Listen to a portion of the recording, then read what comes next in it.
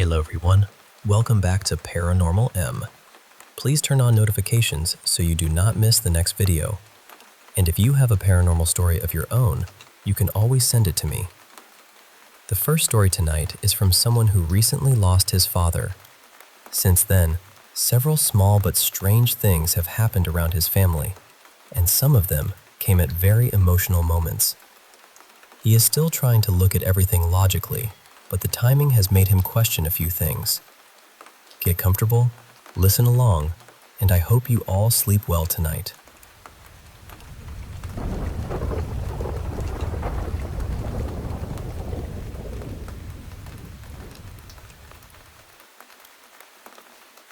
Hi everyone. I've been carrying this around for a while, and I think I'm finally ready to talk about it. My father passed away from cancer nearly 3 months ago. He was 64. I'm 31 and my younger sister is 24. Since we lost him, a number of strange things have happened around our family. I'm not saying they're paranormal. Honestly, I don't know what they are, but they've been difficult to ignore. My sister has several wall-mounted shelves in her bedroom where she displays records, collectible figures, photographs, and little keepsakes. Lately, objects have been falling from those shelves without any obvious reason. It hasn't been the same object every time, and the shelves themselves seem perfectly stable. A few days ago, my grandmother found an old framed photograph of my sister lying on the floor. It was a childhood picture that had been resting securely on top of a cabinet. There was nothing nearby that could have knocked it over. The way it landed made it seem less like it had slipped and more like it had been pushed. There's also the room where my dad spent his final days. That room is empty now. Nobody has any reason to go inside, but twice I've walked past it and found the light turned on. Both times I was certain it had been off earlier.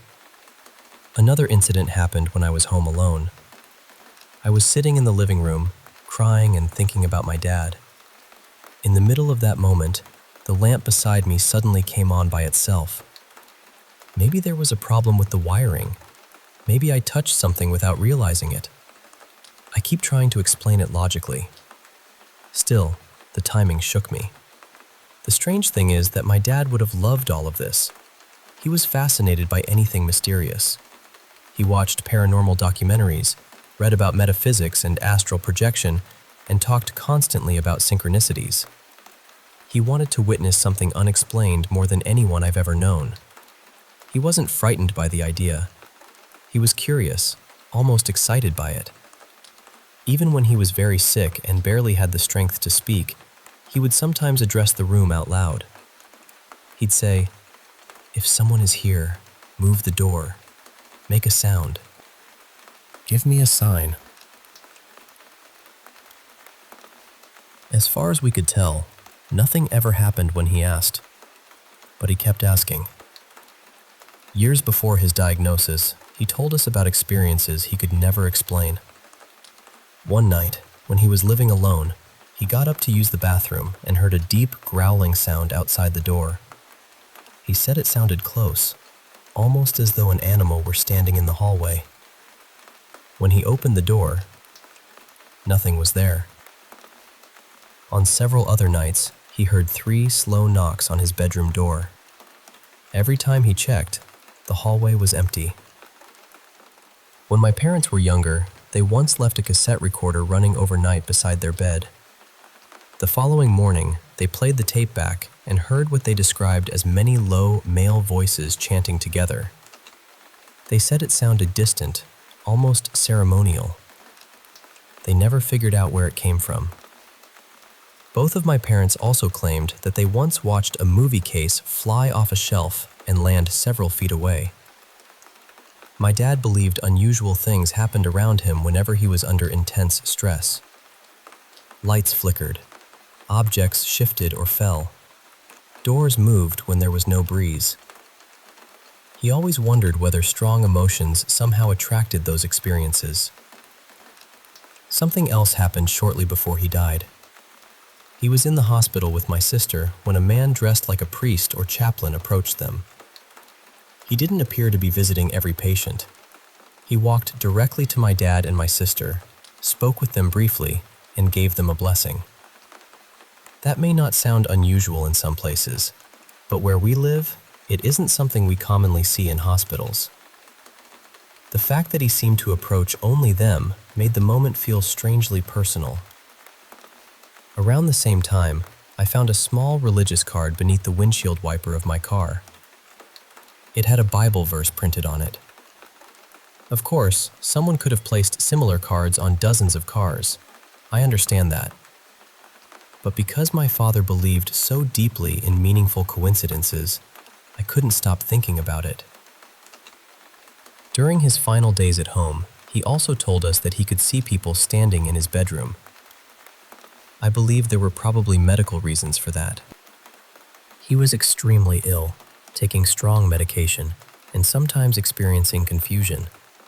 I know hallucinations and delirium can happen near the end of life. Even so, hearing him describe those figures was unsettling. There was also an incident involving our dog, a female husky named Luna. This happened early in my father's illness. It was sometime after midnight when Luna suddenly began crying outside my bedroom. It wasn't her normal whine. It sounded frightened and desperate. The moment I opened the door, she rushed inside, jumped onto my bed, and pressed herself against me. She was trembling. I stayed awake, stroking her fur until she finally relaxed and fell asleep curled tightly beside me. I had never seen her behave that way before, and I haven't seen it since. My sister has her own story too. Even before our father became sick, she had the same nightmare several times. In the dream, she would see a dark, human-like figure with a face she described as almost demonic. Each time, it looked exactly the same. I know recurring dreams don't necessarily mean anything supernatural. The mind can repeat images for countless reasons. Still, when all of these experiences are placed beside one another, it becomes difficult not to wonder. For most of my life, I've considered myself an atheist. I never believed in God, spirits, an afterlife, or anything beyond what we can see and prove. My father sometimes claimed that he didn't believe either, but I never completely accepted that. Someone who spends that much time searching for the unknown must believe there's at least a chance of finding something. When his condition became serious, I started praying for him. That still feels strange to admit. I didn't suddenly become religious. I didn't know who I was speaking to or whether anyone could hear me. I was simply desperate. When someone you love is slipping away, you reach for anything that might keep them with you. Since he died, I felt more anger than faith. If there is a God, part of me resents him. Another part of me still doesn't believe there's anyone there to resent. I keep going back and forth. One side of me searches for practical explanations. Faulty wiring, unstable shelves, medication, coincidence, grief, dreams, and frightened animals reacting to sounds we couldn't hear. The other side quietly wonders whether my dad finally found the mystery he spent his whole life looking for. Maybe these things mean nothing. Maybe grief makes ordinary moments feel charged with meaning because we're desperate to remain connected to the person we lost. Or maybe there are parts of life and death that we simply don't understand yet. I'm not sharing this to prove that ghosts exist. I'm still skeptical. I still question every detail and look for the most rational explanation first. But losing my father has opened a door in my mind that I never expected to open. And now I'm wondering whether anyone else has experienced strange coincidences, unexplained lights, moving objects, vivid dreams, or anything similar after losing someone they loved. Whether you believe these things are caused by grief, chance, or something beyond our understanding, I'd genuinely like to hear what you think.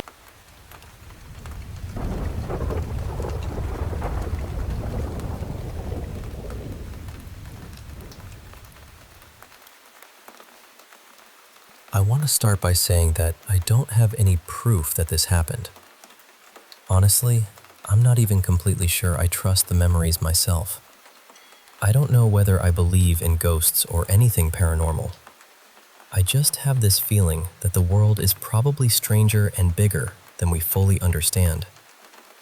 Some of my earliest memories come from a house my family lived in when I was about 5 years old. This was sometime in the late 1980s, in a small town in the northern United States. We weren't there long, but certain moments from that house have stayed with me for my entire life. The first memory is the one I question the most because, as far as I know, nobody else in my family experienced it. My older sister and I shared a bunk bed. She was about 2 years older than me, and I slept on the bottom bunk. One day, I remember lying on my stomach with my head and shoulders hanging over the edge of the mattress, looking underneath the bed. There was something under there.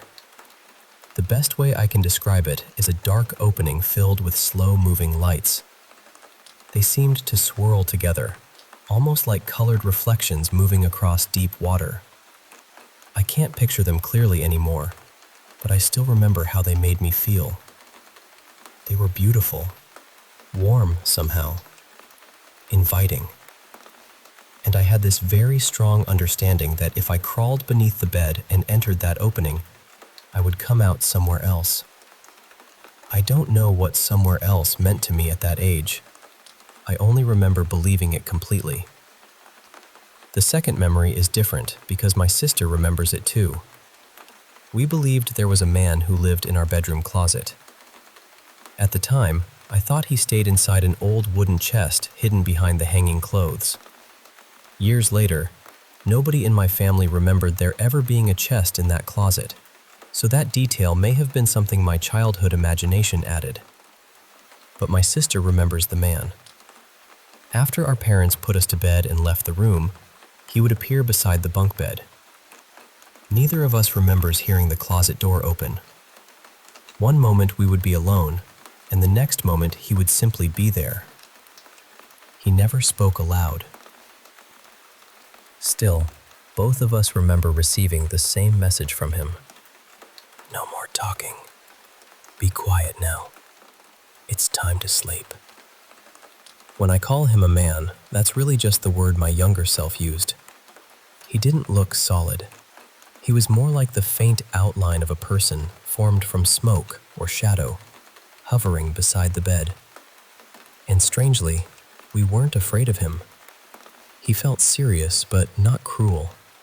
His presence was firm and protective, almost like a grandfather checking that the children were safely tucked in for the night. My sister and I talked about him from time to time as we grew older. Our memories were never perfectly detailed, but the feeling of the experience was always the same. I also tried asking my mother about that house several times. She would never discuss it. She didn't tell me I was imagining things, but she didn't confirm anything either. She would become uncomfortable and say, "We don't talk about that house." She passed away when I was still fairly young, so I never got a clearer answer from her. My father was more willing to talk. My parents eventually divorced, and years later I asked him whether he remembered anything unusual. He said he never saw the figure in our bedroom, but he believed the house was haunted. He claimed he had seen shapes moving in the basement. Once, he said he watched an object fly across the room when no one was near it. He also reminded me that my sister and I had been strictly forbidden from going downstairs. According to him, we lived in that house for less than a month before leaving.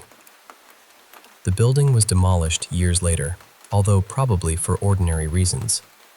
It stood in a struggling neighborhood where many abandoned homes were eventually torn down.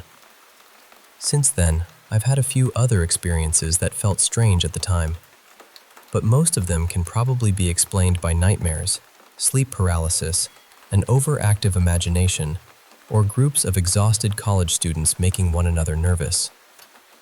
This memory is harder for me to dismiss. At the same time, I can't completely trust my father's stories. He had a playful sense of humor and absolutely would have invented a ghost story just to frighten us. It's also possible that my sister and I saw something on television as children, then blended it with the stories he told us later. Memory is fragile, especially from such a young age. Still, these moments feel real in the same way my other childhood memories feel real. I remember the embarrassment of having an accident at the hospital while getting stitches. I remember learning the route home from preschool. Those memories are blurry in detail, but the emotions inside them are sharp. That's exactly how I remember the lights beneath the bed and the quiet man beside the closet. I don't know what an invented memory is supposed to feel like. Maybe it feels exactly like a real one. I'm not committed to believing that anything supernatural happened. I'm simply curious. Maybe there's a psychological explanation. Maybe my sister and I reinforced each other's memories over time. Or maybe, during those few weeks in that old house, something stood beside our bed each night and quietly watched over us.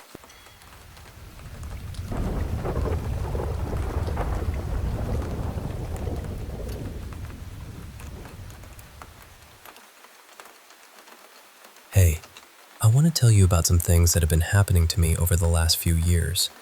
Things that I never really talked about because, honestly, I wasn't sure how to explain them without sounding crazy.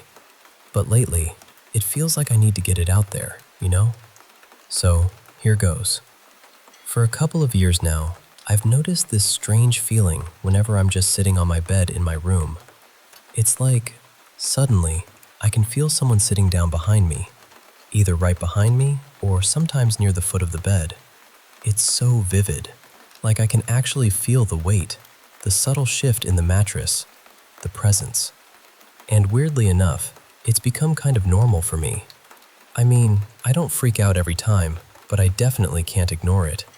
I've never told anyone because I thought maybe, just maybe, I was losing my mind. But the thing is, when it happens, I know I felt something. There's no doubt about it. Tonight was different though. My neighbor, who lives in the apartment right above me, her name's Lisa, was hanging out in my room. We were just sitting there, chatting, when, out of nowhere, she tells me she's had the same exact feeling. She said there are times when she's lying on her own bed, and suddenly it feels like someone sits down right beside her. I swear, I got goosebumps all over, from my head down to my toes. It was like hearing my own experience reflected in someone else's words. And then it got even weirder. I have this app on my phone. It's called Spirit Whisperer or something like that. It's supposed to pick up names or messages from spirits. And for 2 nights in a row now, it's been saying Lisa's name. I don't believe in coincidences. It just feels like there's something going on here that I can't explain. I've always had this feeling that there's a child spirit who runs through my hallway all the time. It's not scary, never has been, and I know I'm not the only one who's seen it. So I'm left wondering, is it really a spirit hanging around? Is this presence the one that sits with me on my bed? Could it be my little sister, my sissy, who passed away 3 years ago? Or is it someone or something else entirely? Have you ever had that feeling? You're alone, but suddenly you know someone just sat down next to you, even though there's no one there. It's such a strange, lonely kind of feeling, and honestly, it's been with me for a long time. Okay, now I want to share another story. This one's a bit different, but it really shook me. When I was about 14, my family lived far out in the countryside, up in the mountains. My parents had bought this plot of land with some friends, so we all had a little space to live on. The woods around us weren't those thick, dark forests you see in movies, more like scattered thorny bushes and lonely trees spread out here and there. There was a small house already on the land. It wasn't much, sort of sunk into the ground, and from above, it looked like a big letter T.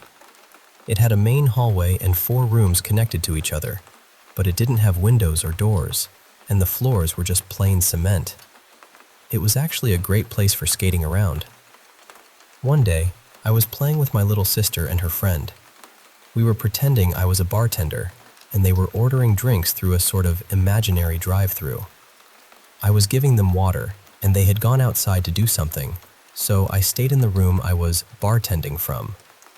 This room had a window looking out into the hallway, which made it perfect for keeping an eye on everything. As I waited, starting to get a little impatient, I began pacing back and forth. Then, suddenly, I caught a smell. That unmistakable, sickening stench of rotting flesh. Now here's the thing, that smell didn't scare me. Growing up in the country, dead animals were pretty common, and honestly, I was kind of fascinated by them. So I decided to find out where the smell was coming from. I moved into the next room, following the scent. Peeking outside through a small window, I didn't see anything. The smell was definitely coming from inside.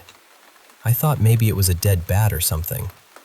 I felt a weird excitement about uncovering whatever it was. Then, I stepped into the room beside it, and there it was.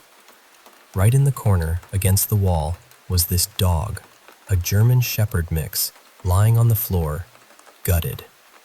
Its head was resting in such a way that it was upright, and the strangest thing was its eyes.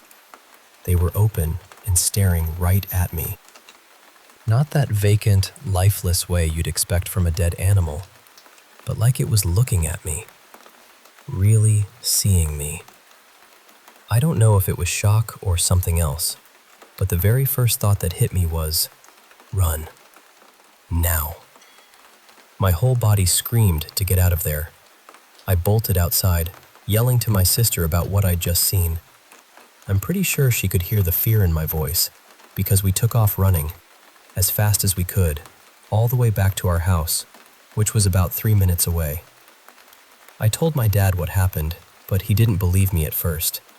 It wasn't until I said I was worried about our dogs, thinking maybe a puma had attacked this one, that he agreed to check it out with me.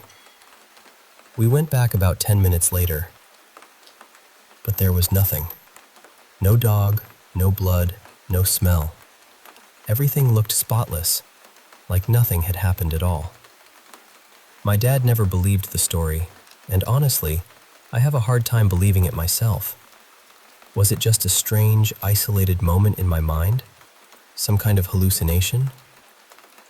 Nothing like it has ever happened again. Or maybe it was something else. Some kind of creature I've never understood. And if so, what was it? What was I really looking at that day? I guess some stories don't have easy answers, but I wanted to share them with you because sometimes just saying them out loud makes the unknown a little less frightening.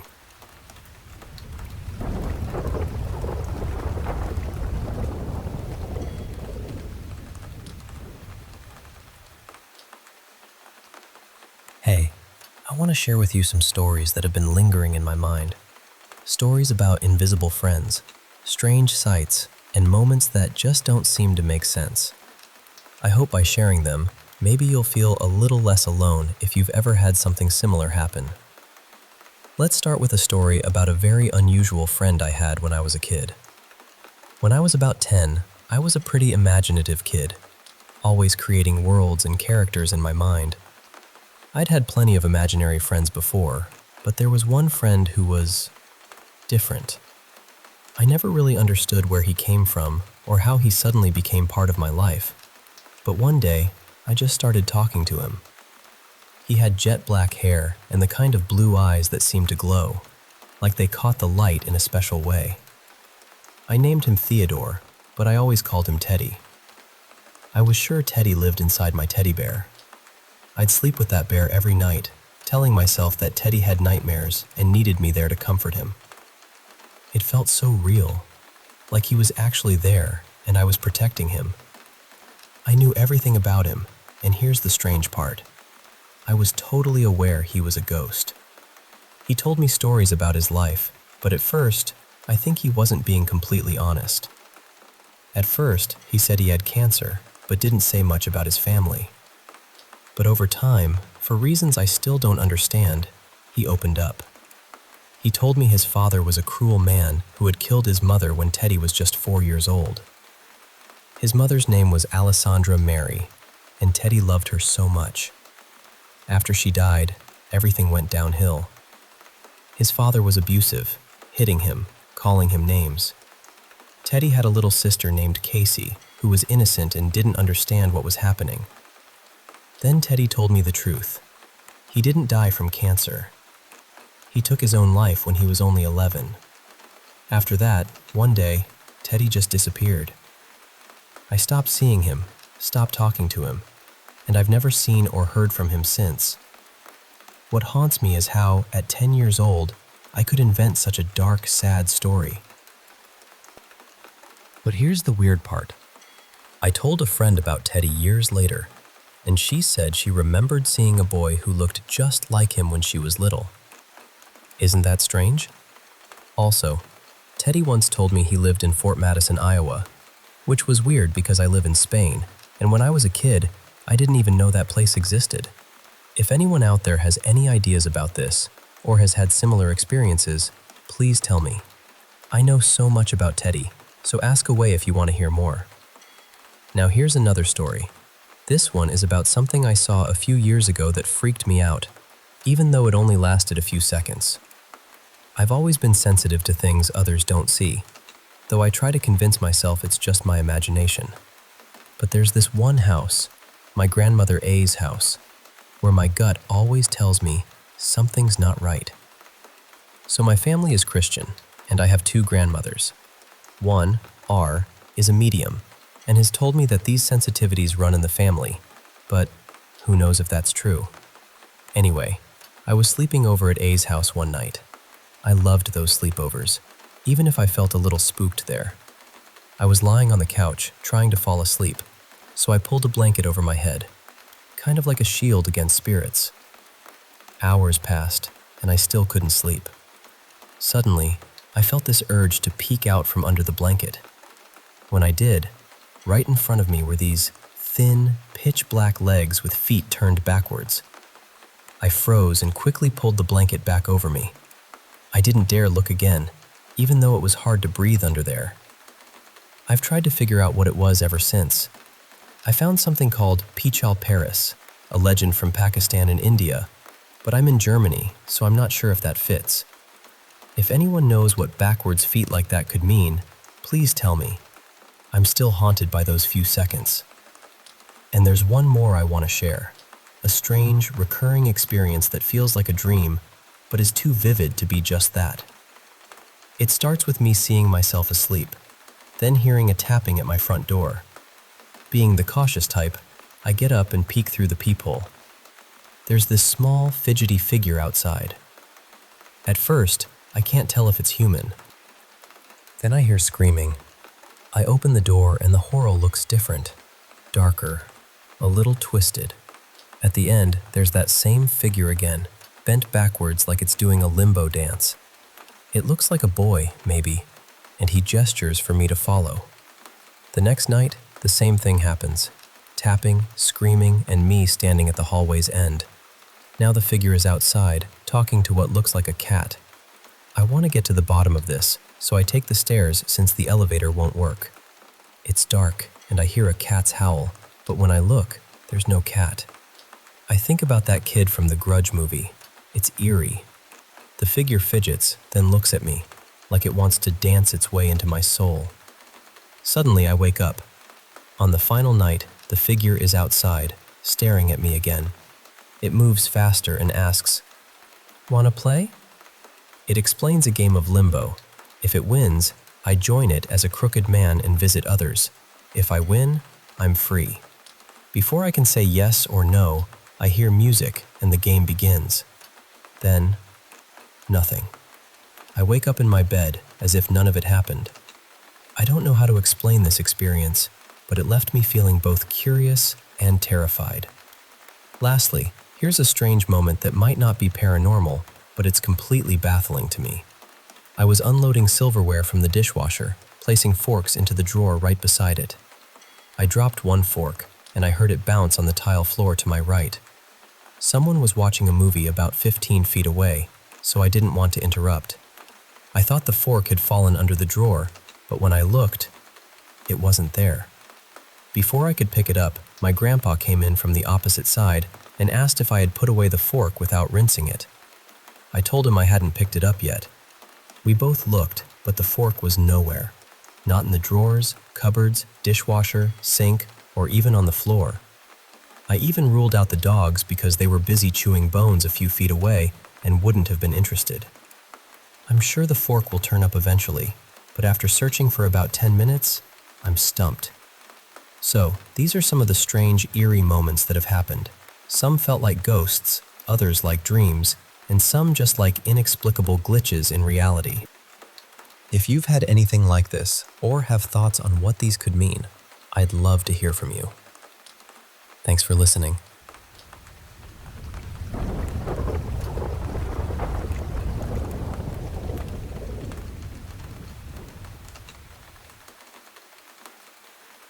Hey, I want to share a couple of strange experiences my friend and I had recently, and then another one from my teenage years that still kinda sticks with me.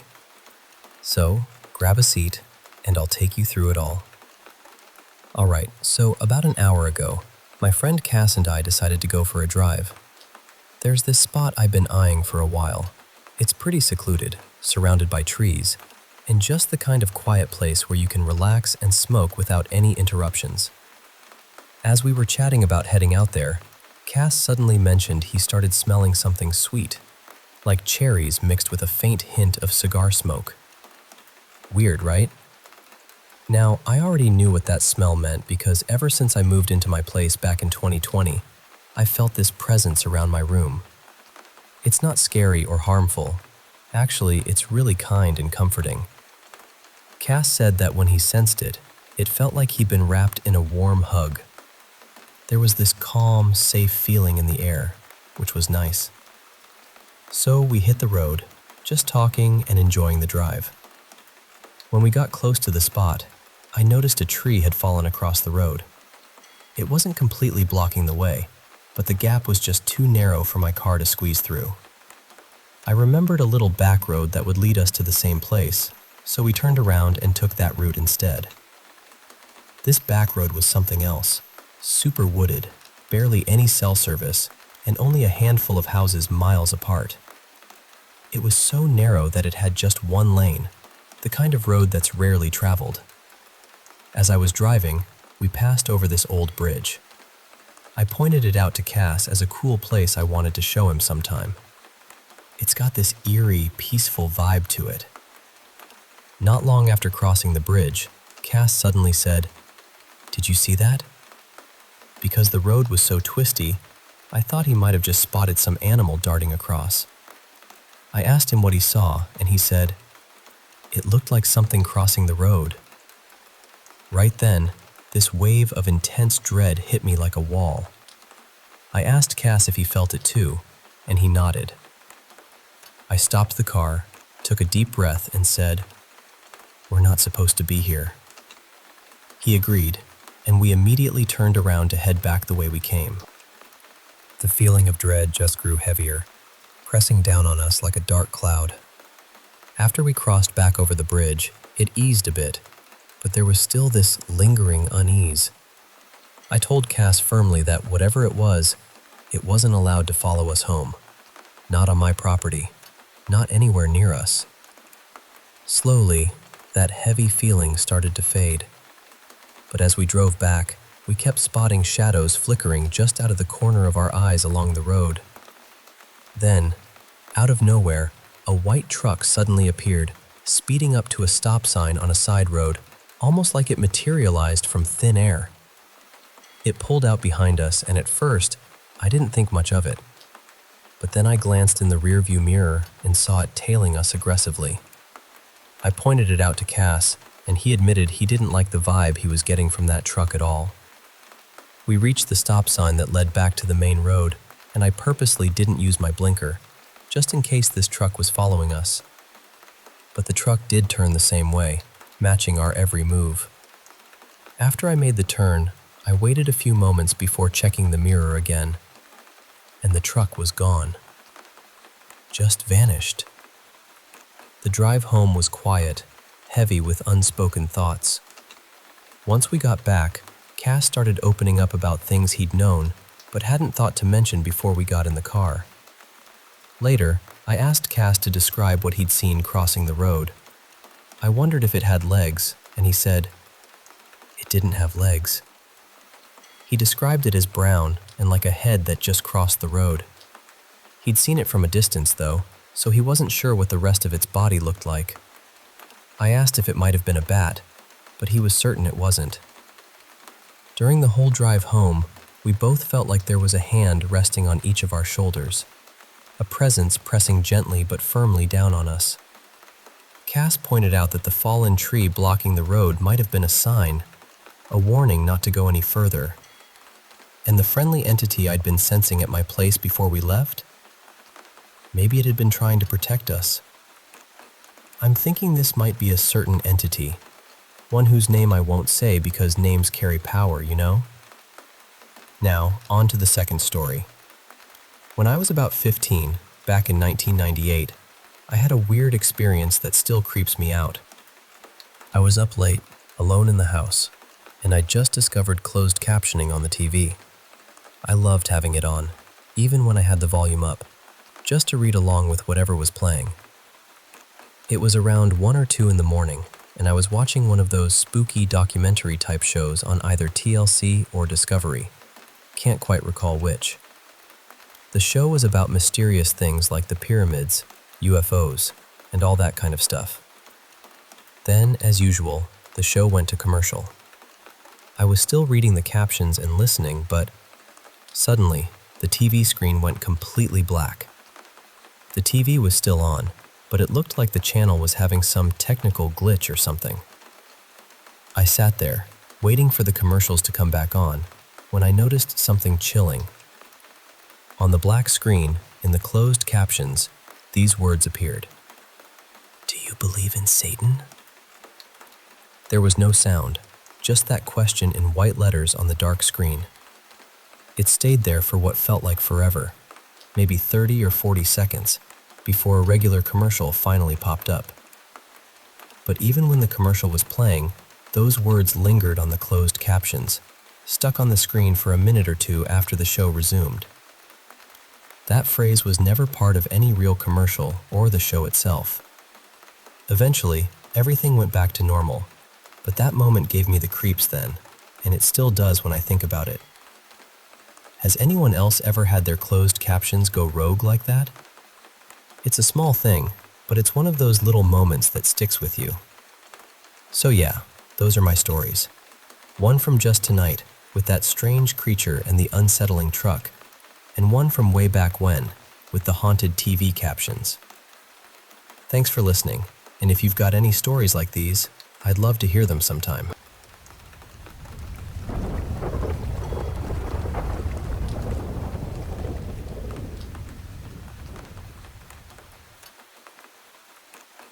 Hey, I want to share some stories with you tonight. Stories that have stayed with me. Stories that are a bit eerie, but also deeply personal.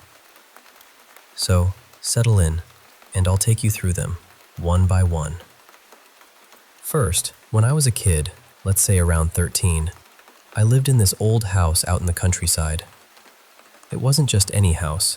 It had this basement and an attic, like many old homes do.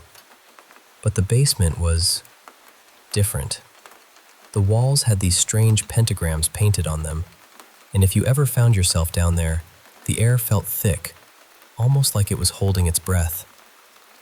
I remember one time, looking up through a little hole in the ceiling of that basement, I saw glowing eyes staring back at me. It was like something was watching me, waiting. Now, one evening, I was sitting in my room doing homework, headphones on, trying to drown out the creaks and groans of the old house. Suddenly, I felt a hand brush through my hair, like a light tap, and out of the corner of my eye, I saw my ponytail swing back and forth, as if someone had just flicked it. Then, without any warning, my chair started shaking violently, almost as if someone invisible was shaking it. I looked around. There was no one there. I was just 13, and honestly, it scared me beyond words. I didn't tell my parents, not because I didn't want to, but because they were Jehovah's Witnesses and would have immediately made me pray or read the Bible, which I wasn't ready for. There was another time when I was home alone. Both my parents were at work, and I was brushing my hair in the bathroom, out of nowhere, I heard my stepdad's voice, clear as day, saying, "Hi, I'm home." I heard footsteps, the jingle of keys, and then the back door slammed shut. Thinking he was home, I stepped out of the bathroom, called out, expecting him to respond. I even looked around, thinking maybe he was hiding or playing a prank. But when I looked out the window, the gate was still closed. No cars were outside in the driveway, and the back door was locked tight. It was like the whole thing never happened. I tried to laugh it off, saying aloud, "I must be going crazy," hoping ignoring it would make it fade. I used to catch glimpses of black figures darting just out of my direct sight. When I turned to look, they'd vanish.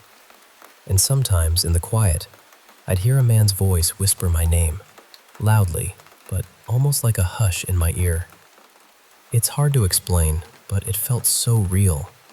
Even at work, I'd hear that same voice, calling my name, when no one was around. One night, my sister burst into my room, terrified.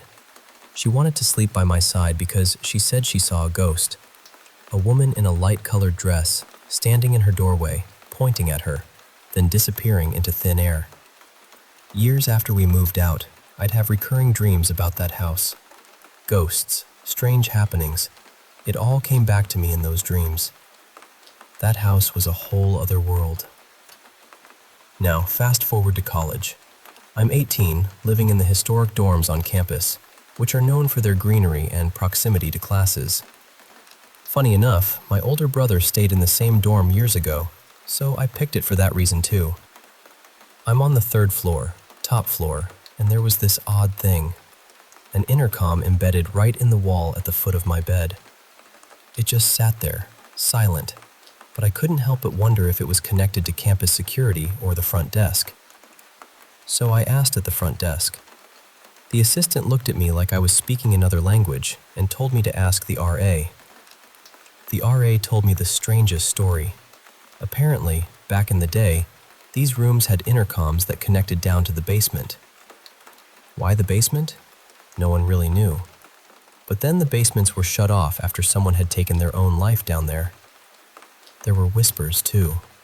Rumors that these intercoms might connect to the bomb shelter underneath the campus. That part, the RA admitted, was just campus legend. I knew about the bomb shelters. There are staircases scattered all over campus leading underground, and you can hear this subtle pressure release every half hour or so. But the intercom? That spooked me, so I tried to just ignore it. My roommate and I had different schedules, so we rarely crossed paths. But weird things happened. I'd be at my desk, and out of nowhere, a woman's voice would whisper, "Hello?" I'd turn around, expecting to see my roommate or a friend, but no one was there. The closet near the intercom would creak. The doorknob would sometimes turn, and my roommate would text me, asking if I forgot my keys and was knocking on the door, when I hadn't even left my bed. Once, when we were both in the room, there was a huge bang on the door, right next to the intercom. We jumped, heart racing, peered through the peephole, but no one was there. Slowly, we opened the door and looked down the hallway. Our dorm's center location means no quick escape, but the hallway was empty. A month into the school year, my roommate broke her leg and had to drop out, leaving me alone in that unsettling space. I started spending most of my time in friends' rooms, only sleeping in mine. When we did hang out in my room, my friends would comment on the heavy, oppressive energy. Sometimes it felt like the room itself was sucking the life out of me. And then there were moments when my boyfriend and I were about to fall asleep, and he'd say, "What do you mean?" I'd be confused, asking what he was talking about, and he'd reply, "Didn't you just say that?" It was like some invisible conversation was happening. Around October, strange clicking noises started coming from the intercom, almost like Morse code or a telegraph. I asked the RA again, who assured me the intercom was disconnected. But the more friends I made and rooms I visited, the more I realized that mine was the only room with an intercom.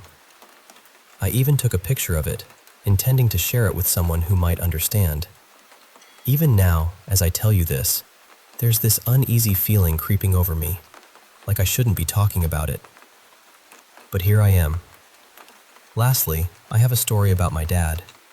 He passed away just a couple of weeks ago, but before I get into that, there are some things I want to share. 2 weeks before he died, I visited him. We had a family dinner, and it was one of our best times together. Dad and I had a complicated relationship. He was a bit of a loner, and maybe I didn't visit enough. I don't know.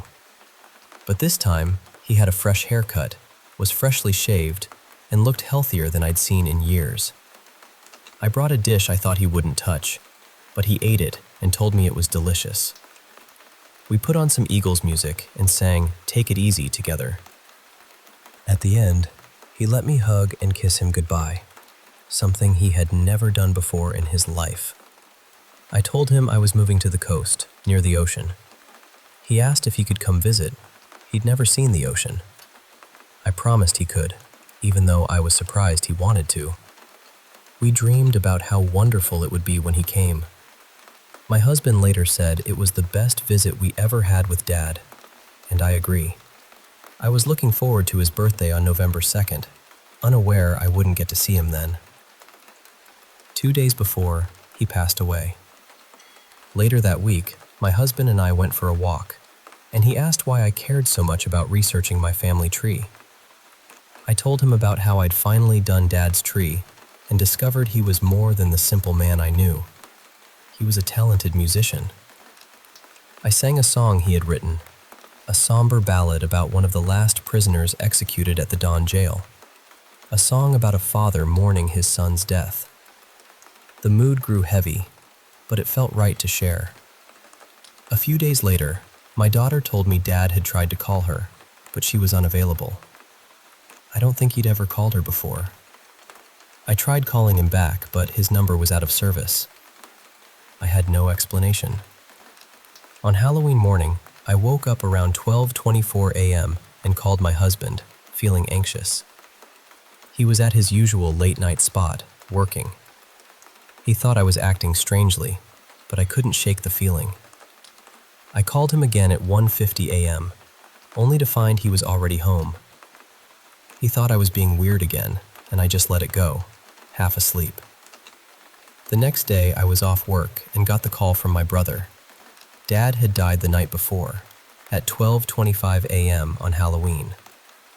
The story goes that my mom, his ex-wife, although they divorced over 30 years ago, was still close and visited him that afternoon. She insisted he go to the hospital when she saw he was unwell. He was admitted and stabilized for arrhythmia. She told him she loved him and would keep us informed. After she left his bedside, he passed away, almost as if he waited for her to leave. For days afterward, "Take It Easy" played on repeat in my head.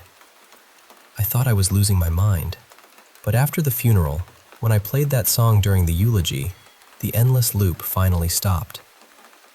I'd been asking my dad for a sign that he was okay, and now I believe that song was his goodbye, his way of telling me he was at peace.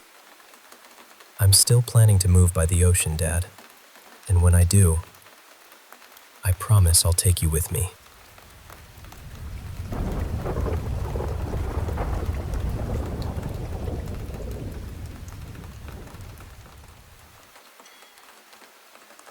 You know, I want to share with you a story that's been with me for about 20 years now. It's something I've never really been able to explain. I was lying there in bed one night, right beside my husband, and suddenly I woke up. As I was turning over, I glanced over his shoulder, and there she was, a woman standing in our bedroom doorway. She wasn't just standing there idly, she was staring at my husband with this intense curiosity. It was strange, almost like she was trying to understand him, to see something deeper. And she had no idea I was watching her. Then, she began moving toward him, silent and deliberate.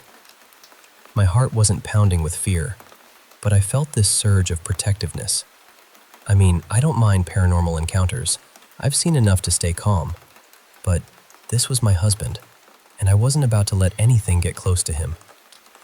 I wanted to leap over him and stop her, but she was too far away. I worried that if I did, I'd wake him up suddenly, and he might hurt himself. So, I quietly slipped out of bed and moved around the end of the bed, hoping to intercept her. But just as I got there, she simply vanished. Just gone. No trace. Now, this wasn't some shadowy figure or a fleeting ghost. She was about 5 feet tall, slim, but definitely female in shape, maybe 100 pounds or so.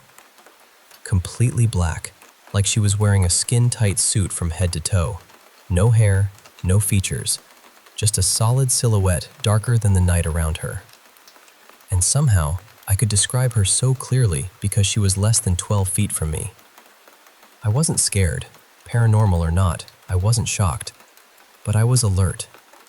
And when she realized I was watching, she stopped and looked surprised. I'm empathic, so I could feel the shock radiating off her.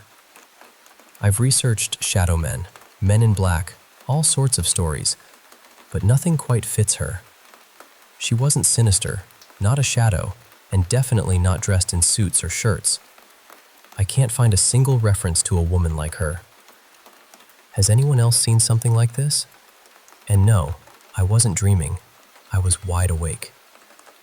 Speaking of strange things, there was this other time when I found a doll at a charity shop, a really cute one. I'm usually skeptical about the supernatural, but I'm fascinated by it, especially in horror media. After bringing the doll home, I started noticing whistling behind me whenever the doll was in the room. I told myself it was just someone outside, but I have some difficulty locating sounds because of audio processing issues. But then, things got weirder. I was showering, and usually, I leave the door slightly open so I can keep an eye on my dogs. Suddenly, they started barking uncontrollably. I thought someone was outside. I cut my shower short, and when I came out, my dog was barking nervously at my bedroom door, the room where the doll was kept. Normally, they would rush in and get comfortable, but this time, they stood there, barking with their tails tucked and legs tense. I knew animals are more sensitive to the supernatural, and this behavior was unusual. I'm not sure if the doll is haunted, but if it is, I want to understand it, as long as it's not harmful. Now, let me tell you about an encounter that my younger siblings, cousin, and I had in Louisiana about 2 years ago. It was mid-November, around 9:30 p.m. We were walking to a tree our mother had crashed into while intoxicated a week earlier. The night was eerily silent. No crickets, no frogs, nothing. Our phone batteries drained rapidly, and our flashlights died. We looked at each other, illuminated only by the moonlight on our faces. Then, from the forest, we heard screeches and something moving on all fours, coming toward us. We ran up the hill, my heart pounding, hearing heavy panting and screeches behind us. It was bigger than any coyote, wolf, or dog we knew. This was something else. We made it back unharmed but shaken. To this day, we avoid going out after dark. Last night, something strange happened in my own neighborhood. It was about 8:30 p.m., dark outside. I heard a strange noise. It sounded like a baby crying or maybe groaning, but it was unsettling, like an uncanny valley sound. My mom and brother were outside on the deck, looking terrified. My dog froze, staring across the street for 7 minutes without moving. Then someone shouted, "Shut up!" And suddenly, dogs around started barking, then abruptly stopped. After a while, a dog barked 3 times, but it sounded fake, like it was imitating a dog. We saw nothing and locked all the doors and windows. My mom promised to protect us. My brother is sleeping with my dad, and I've closed and locked my window. It's terrifying, and I'm trying to find out what this might be. And I can't forget this childhood memory. When I was about 5 or 6, my grandparents picked me up from school. One night, I had a nightmare, possibly my first real one. I was lying on a bed in a dim room with green light. Someone who looked like my grandma but didn't feel like her sat next to me and said, "I can't sleep tonight because the pillows are poisoned." I woke up sweating and scared. The next day, I wanted to play with Grandpa instead of Grandma because of the nightmare. Later, Grandpa had to use the bathroom, and I was too scared to be alone, so I followed him and tried blocking the bathroom door so I wouldn't be left alone. I could see Grandma washing dishes in the kitchen, just 3 steps away. Grandpa got annoyed, saying, "I don't understand what you're scared of. Grandma is in the living room." But I knew Grandma wasn't there. I could see her washing dishes nearby. I ran to the bedroom, hiding under the covers until my mom came to get me. It was confusing because Grandpa's words didn't match reality. There was another time when a skull appeared in my house, a skull I had never seen before. I collect skull art, and I had left the door open for a friend. He thought it was a new skull my dad bought me, but I knew it wasn't. Later, my desk was turned sideways and the skull was moved. Nothing was stolen, which was strange. I put the skull outside, but when I returned, it was back on my shelf, and the desk had moved again. We checked with friends and family. No one admitted to moving it. I got cameras, but it's still a mystery why someone would move my desk but not take anything. Finally, I want to tell you about a deeply personal experience from my childhood during the late 80s, early 90s, in the midst of the Satanic Panic era. I was raised as a Jehovah's Witness, but later became agnostic and skeptical. At about 11 years old, after losing a molar, I placed the tooth on my bedside lamp. That night, I woke up to a glowing blue-white figure, an angel, with its back to me. It turned and looked at me with a cold indifference before I fell back asleep. The next morning, I found my tooth had been cut cleanly in half, one half missing. My mom examined it briefly but gave no explanation. The tooth vanished a week later, and soon after, we moved houses. I never saw the shadowy figures again. These stories, strange, unsettling, and sometimes inexplicable, shape the way I see the world. They remind me that not everything can be explained, and sometimes the unseen lingers quietly in the edges of our lives.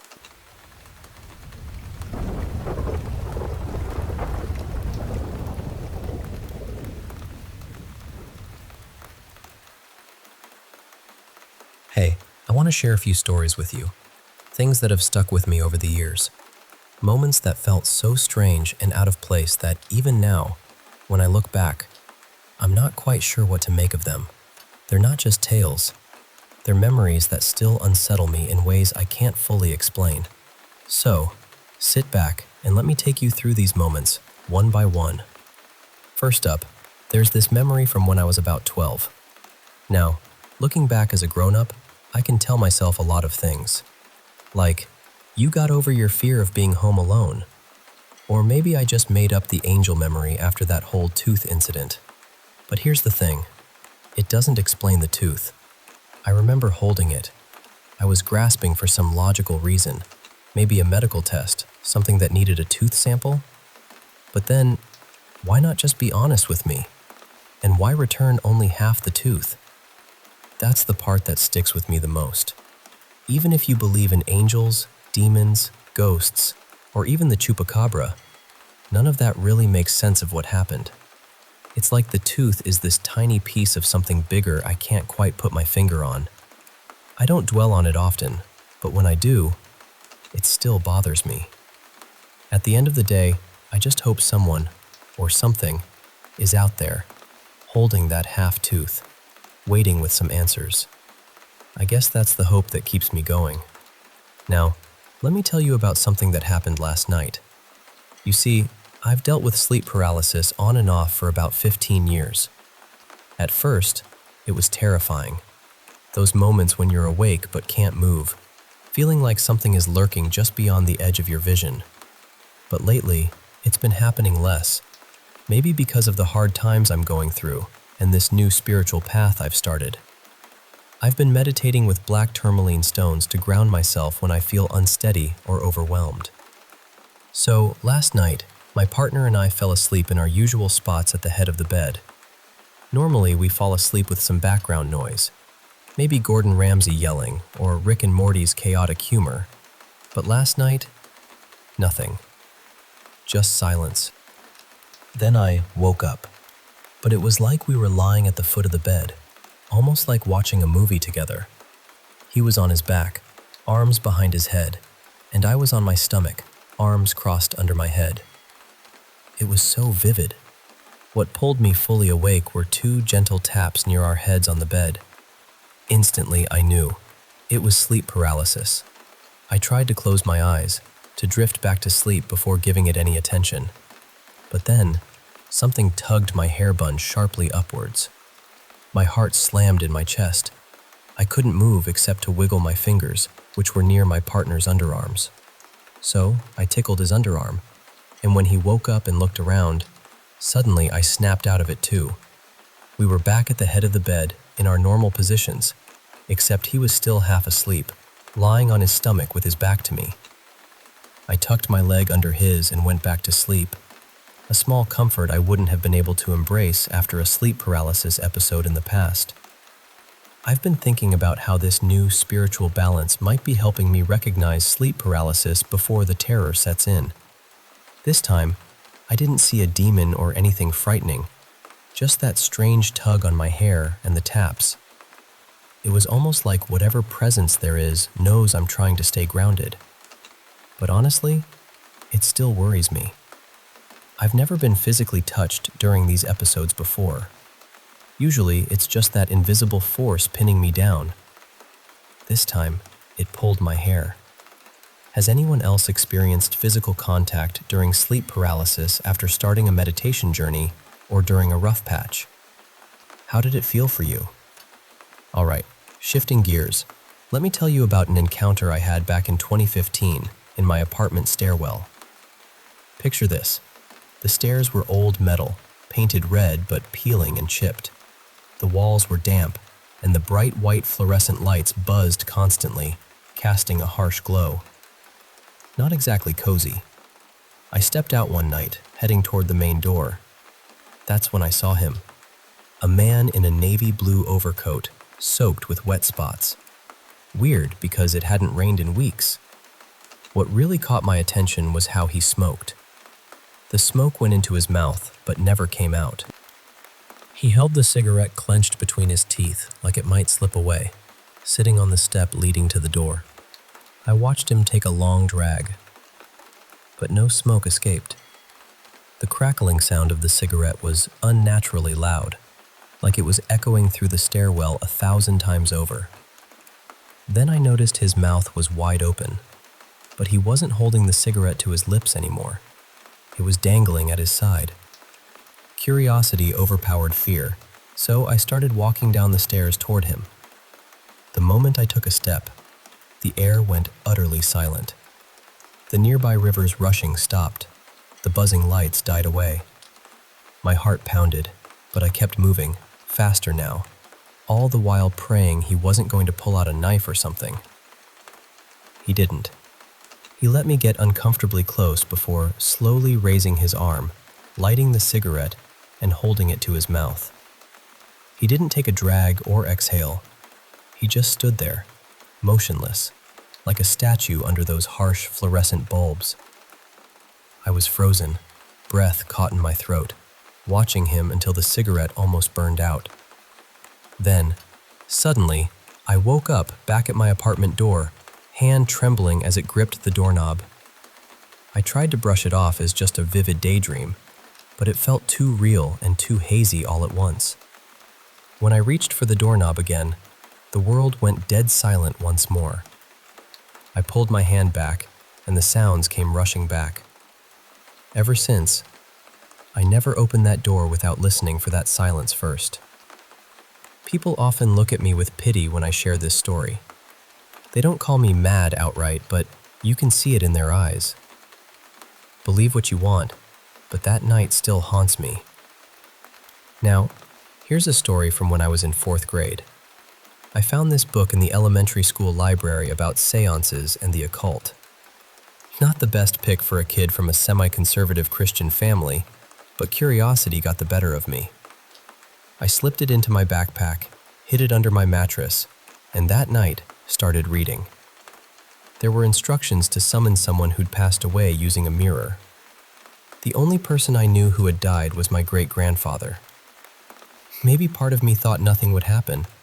After all, Jesus wouldn't let anything bad get me, right? So I took the book into the bathroom and followed the directions. I don't remember the exact steps anymore, but I vividly remember what happened next. The mirror fogged up and a face appeared. It was my great-grandfather, but twisted, emaciated, and gray. It was terrifying. Every hair on my body stood on edge as the face opened its mouth. Before it could say anything, I grabbed the book and fled, slamming the bathroom door behind me and hiding under my bed. Looking back now, I question if it was real or just a child's imagination running wild.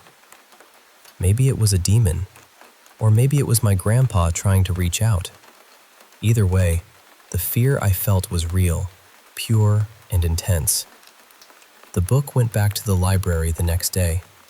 Finally, there's this one time with friends at the movie theater. We were watching Battleship. Not a great movie, but it was more about hanging out. Halfway through, a friend sitting next to me was acting strange, smiling sheepishly, hugging her legs close. I mouthed, "What's up?" But she just kept pointing ahead. I looked forward to where she was pointing, but there was nothing unusual. The theater was half empty, and only a few people sat a row or two ahead. I looked at them. Nothing seemed off. Then my friend whispered, "The chair. Look at the chair." I focused on a chair that was a bit out of place. It was shaking, moving as if someone was either kicking its legs rapidly or rocking back and forth in it. The eerie movement kept happening, but no one was there. That moment left us all uneasy, and to this day, I can't forget it.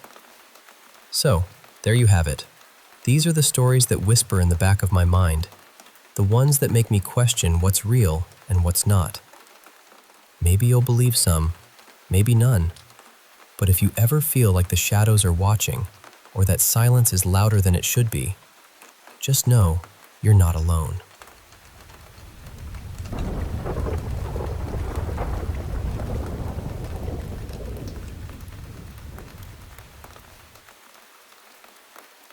Hey, I want to share a story with you. It's about my family home and some really strange, paranormal things that have been happening over the years. Now, this isn't just a quick ghost story. It's been part of our lives, especially starting about 15 years ago, and it's something that's really stuck with us.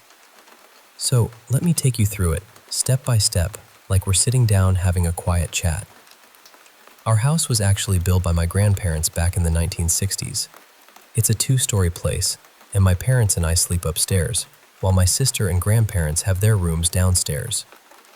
The weird stuff really started with my older sister. She began experiencing sleep paralysis. You know, that terrifying feeling when you're awake but can't move? Now, science says it's just a brain glitch, but in our culture, there's this folklore about an entity called the Dark Man. It's sort of like a mischievous or even malevolent spirit that causes these episodes. At first, it seemed like just bad dreams, but then things got intense. My sister started waking up in the middle of the night, scared because something invisible was pulling her long hair. She'd scream for Grandma, who would come running with holy water and prayers. There was another time the invisible force seemed to blow air on her face, and again, Grandma was there with her bottle, praying and calming things down. It was like this unseen presence was toying with her. One night, my mom, sister, and I were watching TV in the living room when suddenly my sister went into sleep paralysis right in front of us.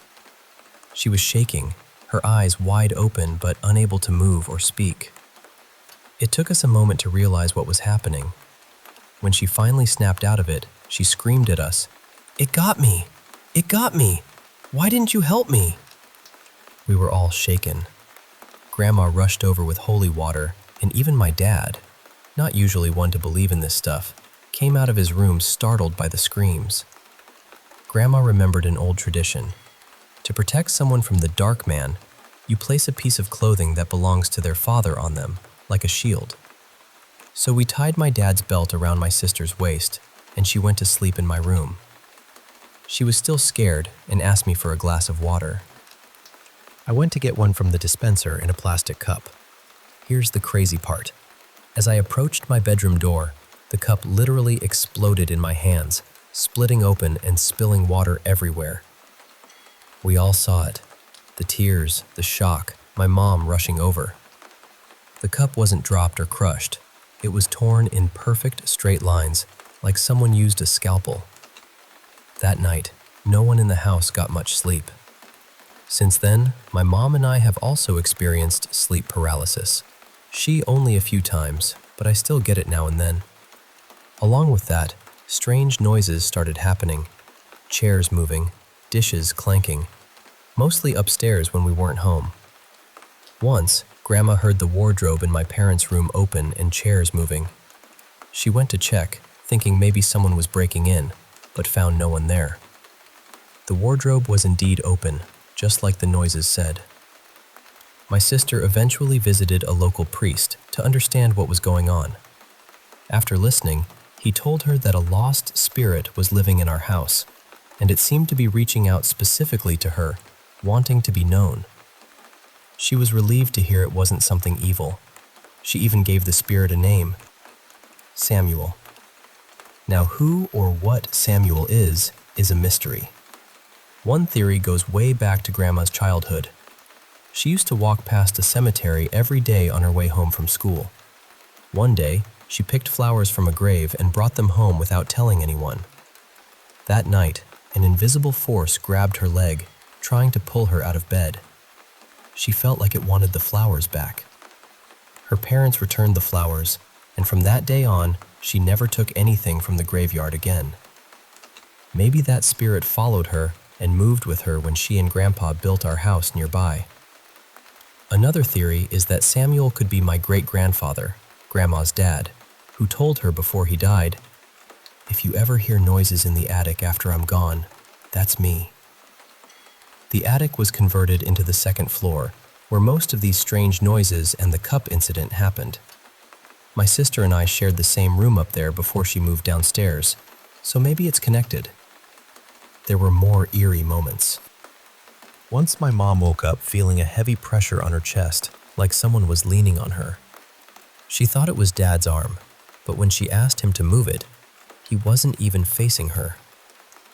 She got scared, cried, and yelled, only to find out he was asleep on the other side of the bed, confused by her screaming.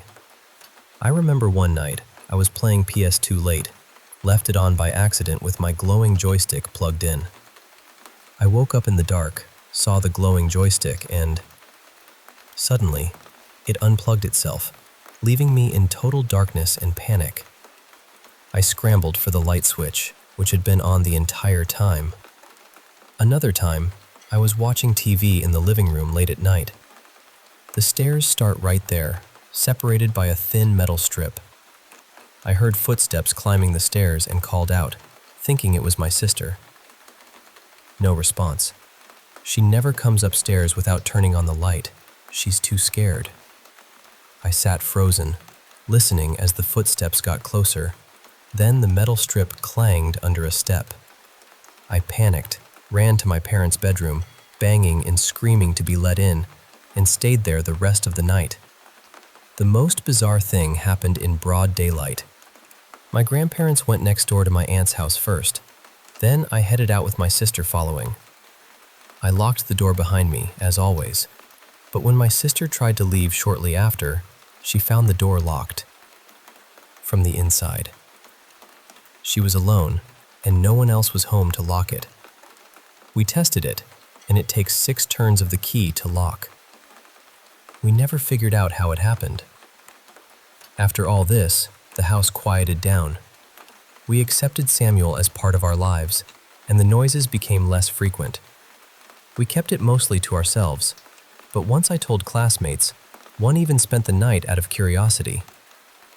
My sister, trying to prank us, knocked on the door late at night, scaring everyone. But then the knocking came again, when no one was there. My friend was terrified and never stayed over again. So, that's the story. The strange, sometimes scary, sometimes just strange happenings in our old family home. It's become part of who we are, a mix of fear, fascination, and a little bit of respect for the unknown. Thanks for listening. It feels good to finally share it with someone.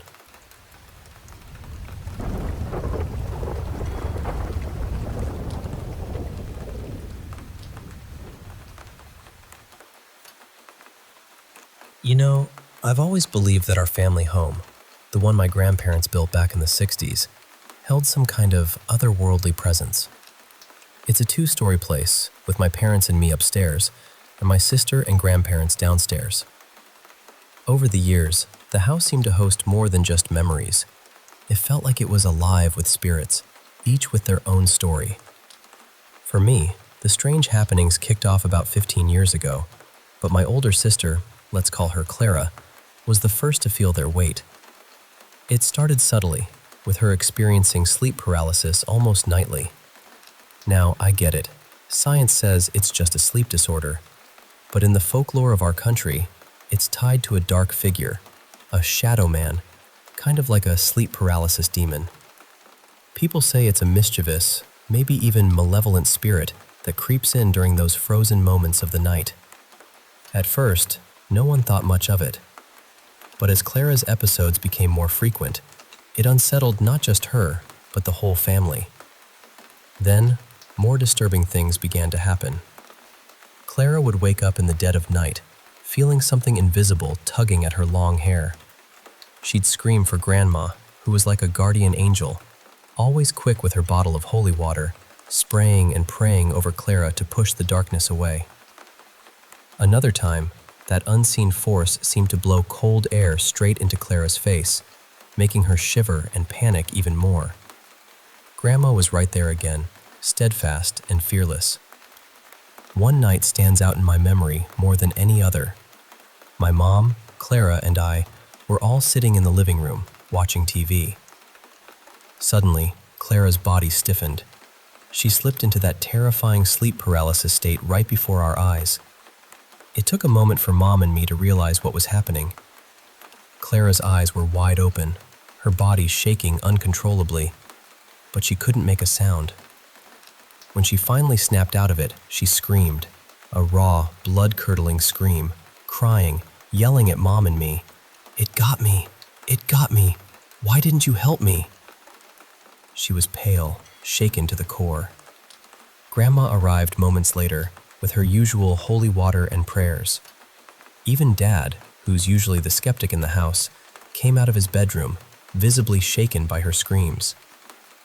Grandma recalled an old belief. To protect someone from the shadow man, a piece of clothing from their father must be placed on them, like a shield. So we wrapped Dad's belt around Clara's waist, and she took refuge in my room, as she often did during these episodes. Still trembling, Clara asked me for a glass of water. I went to the dispenser and grabbed a plastic cup filled with water. The doors to my room and my parents' room were open, so Mom and I were nearby.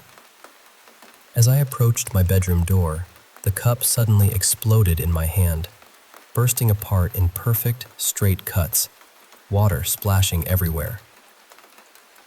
We all stood there, stunned and speechless. Dad initially thought I'd dropped it, but the neat, surgical tears in the cup told a different story.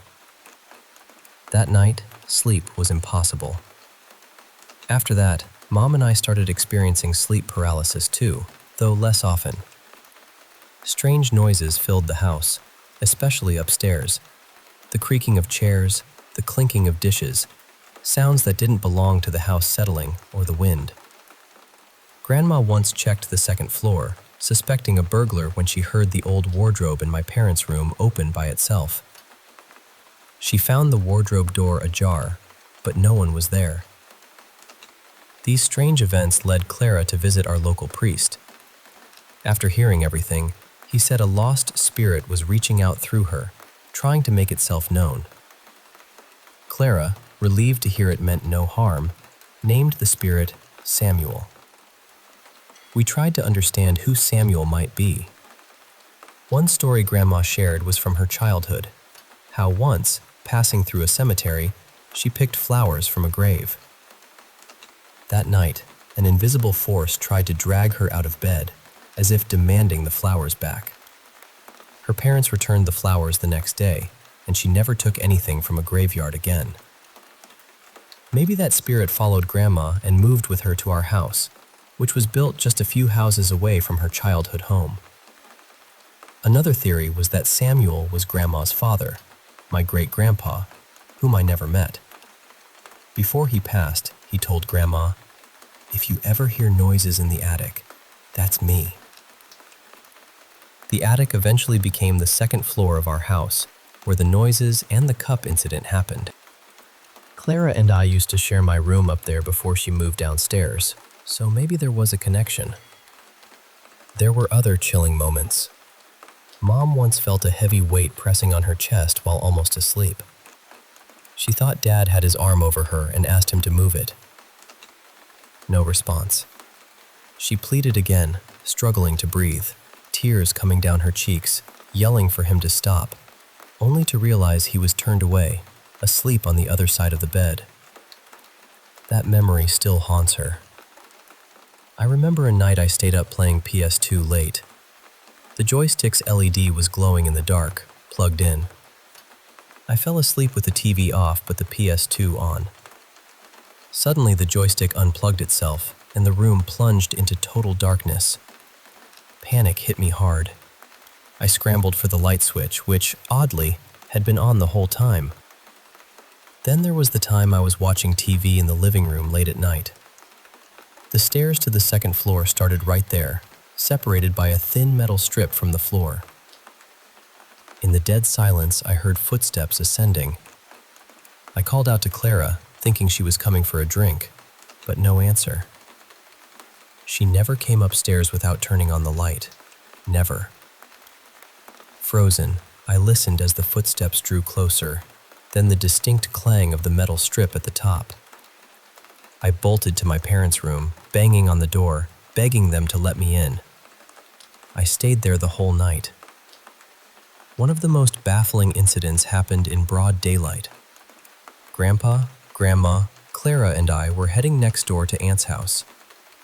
Grandpa and Grandma left first. Clara was in the bathroom, and I was finishing up in my room. It was always our rule that the last person to leave locks the door from the inside. I dashed out, telling Clara I was leaving. She said she'd be right behind me. I locked the door and left. About 30 seconds later, Clara tried to exit, only to find the door locked from the inside. No one else was home to lock it. She scrambled to unlock it and ran after me, terrified. We tried to replicate the lock. It took 6 turns to secure it, but no one could do it from the outside. It was impossible. After that first intense wave of hauntings, things quieted down. We learned to live with the nightly noises and accepted Samuel as part of our lives. Clara embraced the spirit, and for a long while, nothing more happened. Eventually, I shared these stories with a few friends. One came over to stay the night after my birthday, curious about the noises. Clara, mischievous as ever, tried to prank us by knocking on our door late at night. The guys were terrified until she revealed herself, laughing. But a few hours later, my friend woke me up. There was knocking again, but no one was outside. Clara was fast asleep in her room. My friend never slept over again and tells that story often. Despite everything, I'm still a grounded person. I search for rational explanations, but sometimes, well, some things just don't add up. There was another place in our house, a tiny guest room that I could never sleep in. Every time I tried, restless nights followed, filled with whispers and my name being called. The worst dreams were of someone opening the door and just standing there. Oddly, in the dreams, the door opened inward, though in reality, it opens outward. Years later, when my parents moved, my friend and I stayed in that room for one last night. I slept soundly, comforted by the fact my friend was there too. But he barely slept, saying someone tried to open the door all night long, stopped only by his mattress blocking it. He thought it might be my dad, but was scared to ask. I reassured him it was just a dream, but deep down, I wasn't so sure. We moved on, left that house, and I'm glad to never see that room again.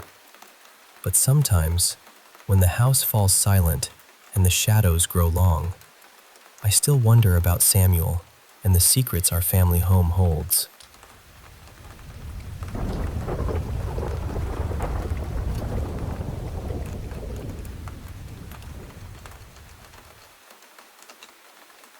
So this happened one night when a close friend of mine was staying over. We were sitting on the back steps, smoking and talking, when she suddenly went completely quiet. She was staring across the road, right at the pool of light beneath an old street lamp. I followed her gaze, but at first I couldn't see anything. The street looked empty, so I looked away and took another drag. A few seconds later, I glanced back. That was when I saw it. There was this impossibly tall, almost human-shaped figure standing beneath the lamp. I couldn't tell whether it was male or female. The upper half of its face was perfectly smooth, with no eyes or sockets at all. Its mouth had no lips, so every tooth was exposed. Its arms were so long that its hands nearly scraped the pavement. Its skin looked gray, deeply creased, and worn thin, almost like a sheet of paper that had been crushed and flattened over and over again. I only saw it for a second, maybe less, but somehow I noticed all of those details. Then it was gone. I told my friend that we needed to get inside immediately. She didn't argue. We rushed into the house, went straight to my bedroom, closed the curtains, and turned every mirror toward the wall. That was when I told her what I had seen. She looked genuinely shocked and said, "You saw it too?" Apparently, she had seen the same figure before, more than once, but nobody else had ever been able to see it. A few minutes later, she started reacting to something near my closet. She said a voice was speaking to her from inside it, but I couldn't hear anything. According to her, it sounded furious, although the words didn't form proper sentences. She began searching through her overnight bag and pulled out an old cross necklace. The strange part was that she was almost certain she hadn't packed it. She remembered leaving it on the dresser at home. She had stopped wearing it years earlier after going through a painful experience connected to a church. The moment she held that necklace up, before she even said anything, I felt this crushing wave of fear. It wasn't ordinary nervousness. It felt heavy and immediate, like the entire room had suddenly become dangerous.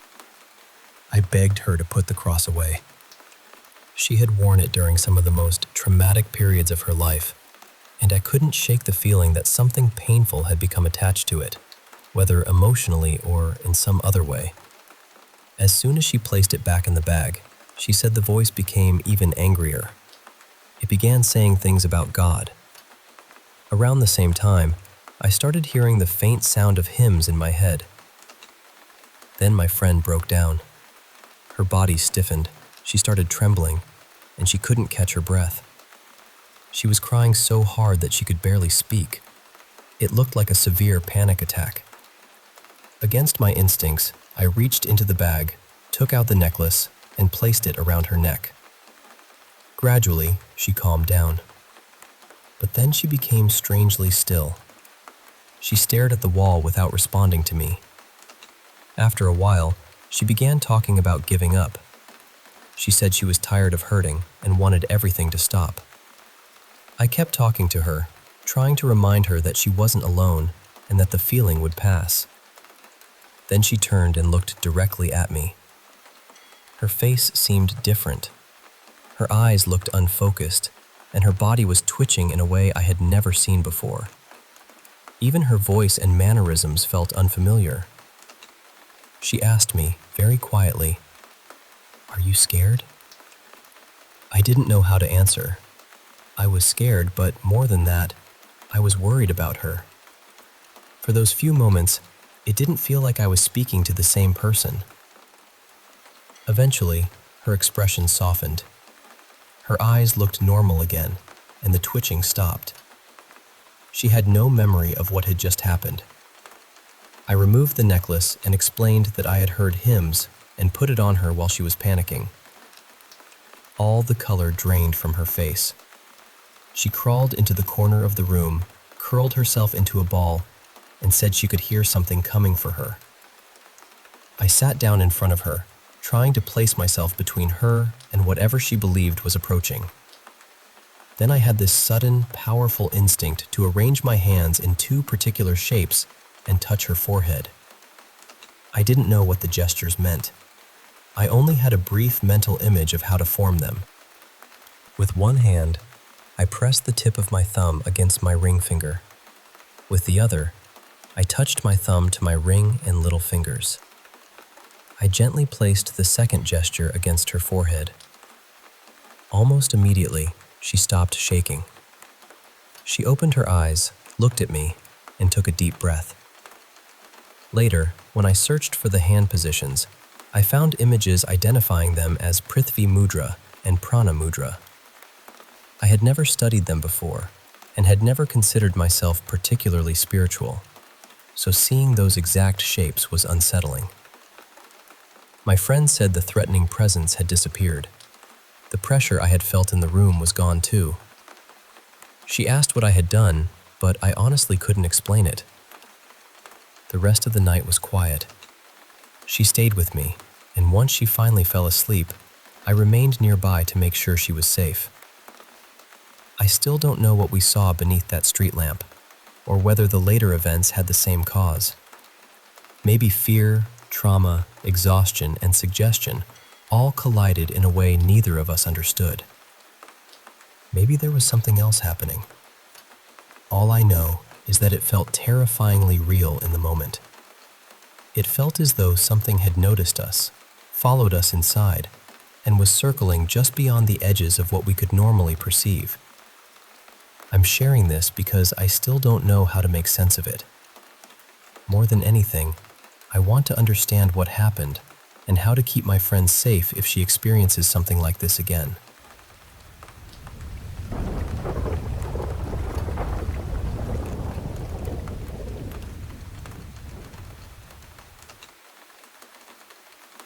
I should probably begin by saying that I'm a committed Christian.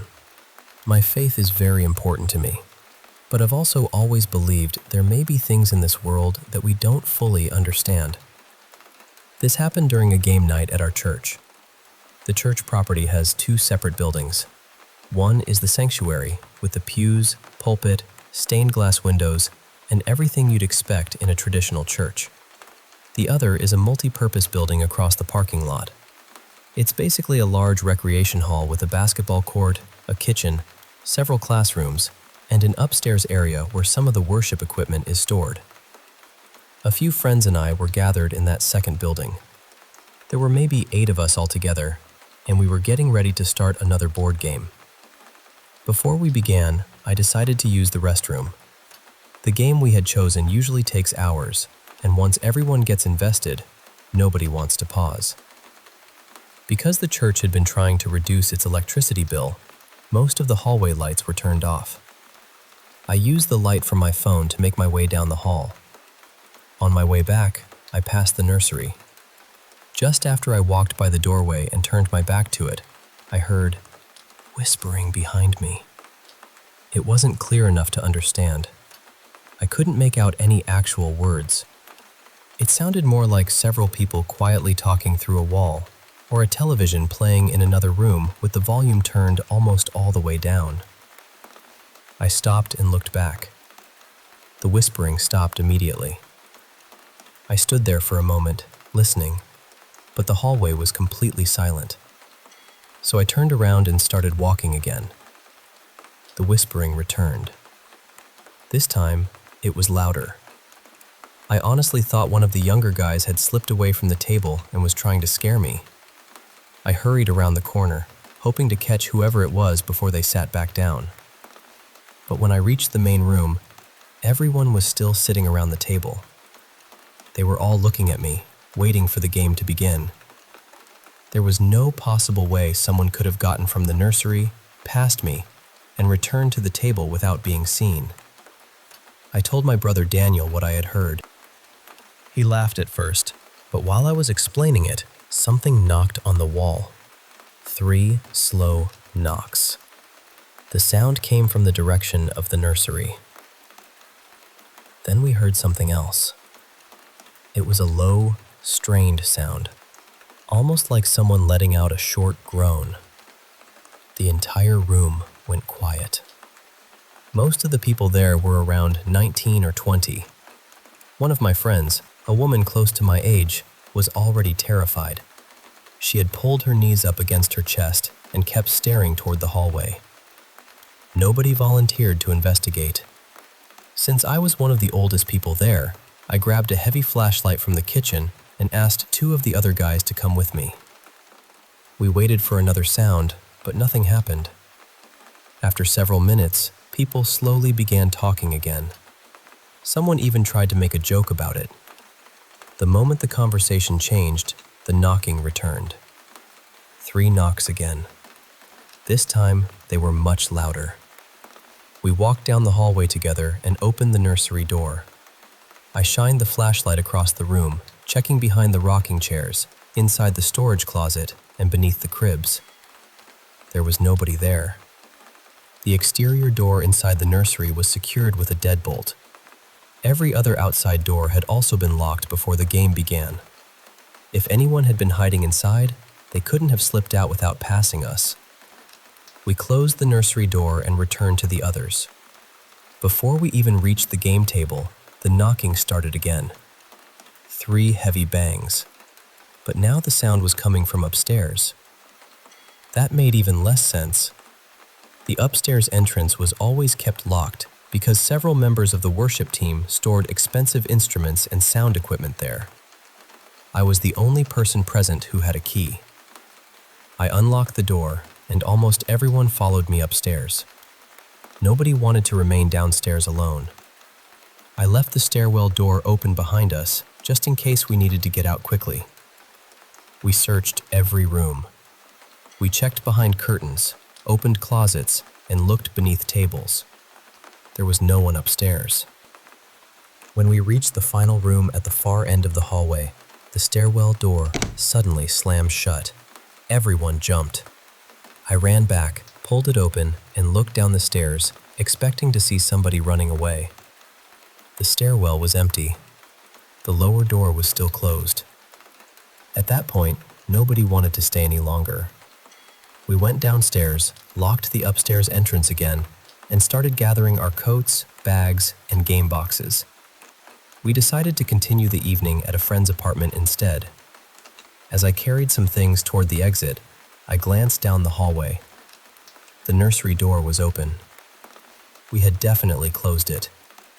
Nobody had gone near it since we returned. That was enough for us. We switched off the remaining lights and hurried outside. As the last person stepped through the main door, the banging started one final time from somewhere inside the building. 3 enormous knocks. We didn't go back to investigate. We got into our cars and left. I'm telling this from my friend's living room a few hours later. Everything happened sometime between 11 at night and midnight. There were no unfamiliar cars in the parking lot, no broken locks, and no sign that anyone else had been inside. The strangest part is that the sound always came in groups of 3. And every time we searched the place where it had come from, the next knocks came from somewhere else. I still don't know what was in that building with us. I only know that it seemed to understand when we were listening.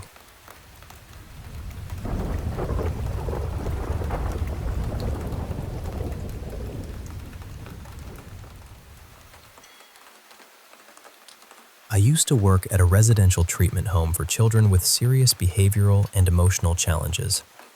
The place itself was enormous, an old Victorian house built more than a century ago, with tall windows, creaking staircases, and hallways that always seemed a little darker than they should have been. It had been used as a children's home since sometime in the 1970s. There were troubling stories connected to its earlier years, but by the time I started working there, it had become a genuinely caring place.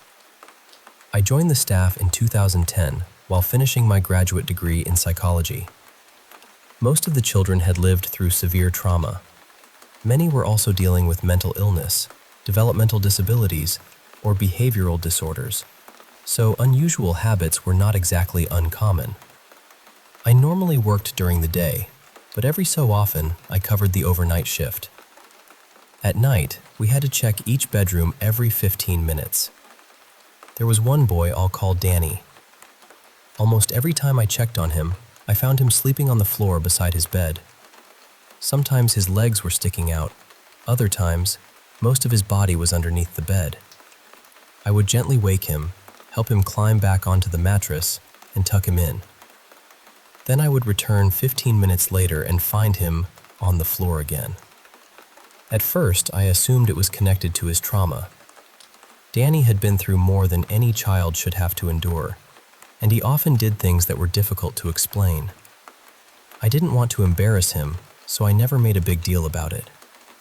Then one night, something changed. When I opened his door, it looked as though he was being pulled out of bed.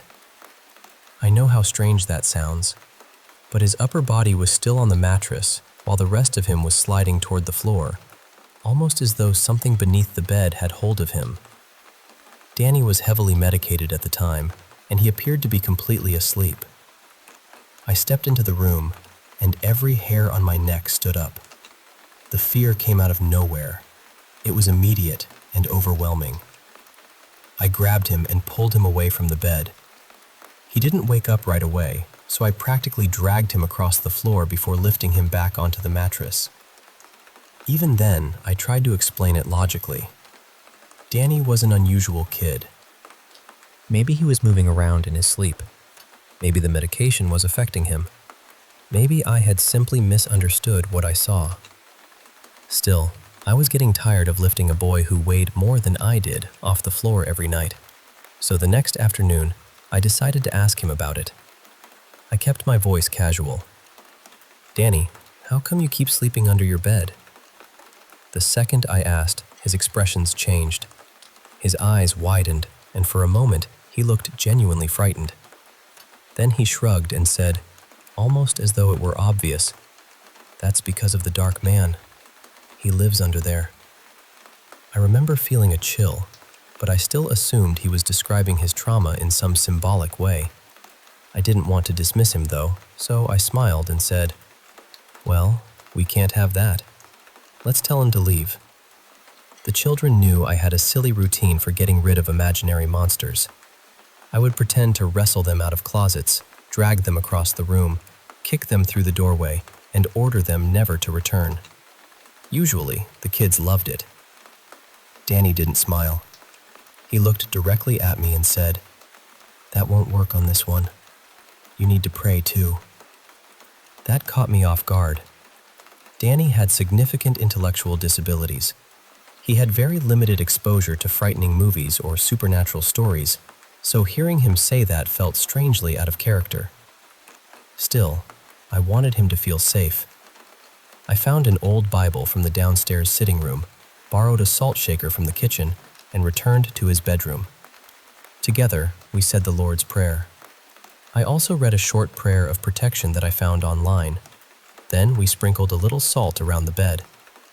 After that, I performed my usual monster removal routine. I pretended to grab the dark man, wrestled with it dramatically, dragged it toward the window, and threw it outside. The moment I closed the window, Danny's entire face brightened. "He's gone," he said, and he sounded completely certain. By the time I finished my shift and went home, I had mostly forgotten about the whole thing. That night, sometime around 3 in the morning, I woke to the sound of my black cat growling beside me. Not meowing, growling. She was staring at the space above my head, hissing and making this horrible yowling sound I had never heard from her before. I tried to sit up, but I couldn't move. I've experienced sleep paralysis for most of my life, so I recognized the feeling. But then I felt something tangled in my hair. It felt like fingers or claws. My head was being forced backward, toward the narrow gap between the mattress and the wooden headboard. I was confused, half awake, and struggling to understand what was happening. Then one thought entered my mind. The dark man. I said the Lord's Prayer out loud, or at least I tried to. The words came out broken and slurred. Suddenly, my cat lunged toward my head and began swatting violently at the exact place where I felt the claws. There was a flash of light. It was bright enough to fill the room for a split second. Then the pressure vanished. I could move again. My cat stopped attacking the air, curled up beside me, and became completely calm. I've always told myself it was just another episode of sleep paralysis.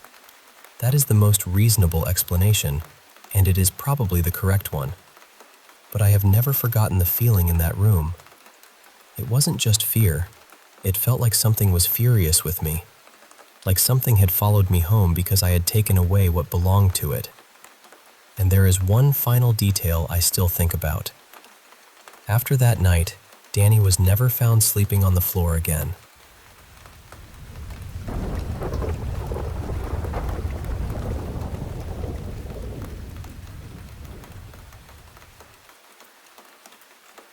You know, my dad and my aunt grew up in the same old family house. And by the time my parents got married and had me and my brother, most of my dad's family was still connected to that place somehow. We were there constantly in the summers, especially on weekends, because the house had this beautiful in-ground pool out back with a diving board, and everybody would show up for cookouts. It was one of those places that should have felt warm and busy and safe. But even as a kid, I remember feeling like something was off. Nobody ever sat me down and said, "Hey, this house is strange," or anything like that. I didn't know any of the stories yet. I just knew I hated going inside alone. If I had to use the bathroom, I would make my brother or one of my cousins come with me and stand right outside the door until I was done. Nothing actually happened to me in there. I never saw anything. I never heard anything. It was just this heavy feeling, like the house was watching from the corners. Years later, when I was older, my dad and the rest of his family finally started telling us what they had experienced there. The house was a ranch-style place, with 3 bedrooms all lined up off the same hallway. My dad said that at night, something would walk up and down that hall. He could hear it moving, and while it moved, it would scratch along the walls. Back and forth. Back and forth. He also told me once that he saw a dark, hooded figure in the house. He didn't know what it was exactly, but he said he could feel something awful coming from it. Not just scary, evil, like the air around it had gone bad. Eventually, the house changed hands within the family. My cousin's in-laws bought it first and remodeled the whole place. Later, after they moved into a retirement community, my cousin and her family bought it from them. I go over there pretty often now, and honestly, I don't feel that same thing anymore. The upstairs and main rooms feel normal now. But the basement? No, absolutely not. That part of the house still makes my skin tighten. I always feel like whatever used to be upstairs has settled down there instead, tucked away in the dark like it's waiting. My cousin's daughter has mentioned that she's experienced a few things too, though thankfully nothing too terrible. The second story is about another family house, the one that used to belong to my great-grandmother on my mom's side. I remember her really clearly, because my grandmother used to watch me and my brother when we were little, and she took us over there all the time. My grandmother's younger brother, Uncle Carl, lived with my great-grandmother. He never married, and he helped her take care of the house. He was quiet, dependable, and always around. When my great-grandmother passed away, the house went to Uncle Carl. Not long after that, my parents were getting ready to host a family reunion at our house. The day before, my dad was steam cleaning the carpets. He was being careful and walking backward while he cleaned, so he wouldn't leave footprints in the wet carpet. When he finished, he turned around to put the cleaner away. Then he looked back. There were boot prints in the carpet. He didn't think much of it at first. He figured maybe he had done it somehow and just hadn't noticed. So he got the cleaner back out, went over the carpet again, smoothed everything out, and put the machine away. Then he turned around. The boot prints were back. Same kind of marks, right there in the freshly cleaned carpet. He still tried to brush it off. He cleaned them one more time and went on with the rest of the house, probably telling himself there had to be some normal explanation. The next day was the reunion. It hadn't even been a year since my great-grandmother had died. Uncle Carl showed up late, which was strange because he was never late. He also seemed a little off, like something was weighing on him. Later that day, he collapsed on my parents' kitchen floor and died from a massive heart attack. After that, another uncle of mine bought my great-grandmother's house so it would stay in the family. He moved in with my aunt and their little boy, Kyle. Kyle was very young at the time, probably around 3 or 4, and he ended up sleeping in Uncle Carl's old room, which was the only bedroom upstairs. A little while after they moved in, my aunt heard Kyle upstairs playing with his toy cars and talking to someone. When she asked him who he was talking to, he said, "My friend Carl. He's playing cars with me." And that was the part that made everyone go quiet, because Uncle Carl loved cars. Not just regular cars either, racing cars. He and another great uncle had owned a racing parts shop, and Uncle Carl even had a garage at the house where he worked on race cars. Kyle didn't know any of that. He was too little. Nobody had sat him down and told him stories about Uncle Carl and his cars. Then one day, my aunt found Kyle coming down the stairs backward. She panicked, grabbed him, and told him he should never be on the stairs without a grown-up. And Kyle just looked at her and said, "Carl told me to go down backwards so I wouldn't get hurt." I still get chills when I think about it. Both houses had their own kind of darkness, but that second one felt different. Less like something trying to scare us, and more like someone who had stayed behind to look after what he loved.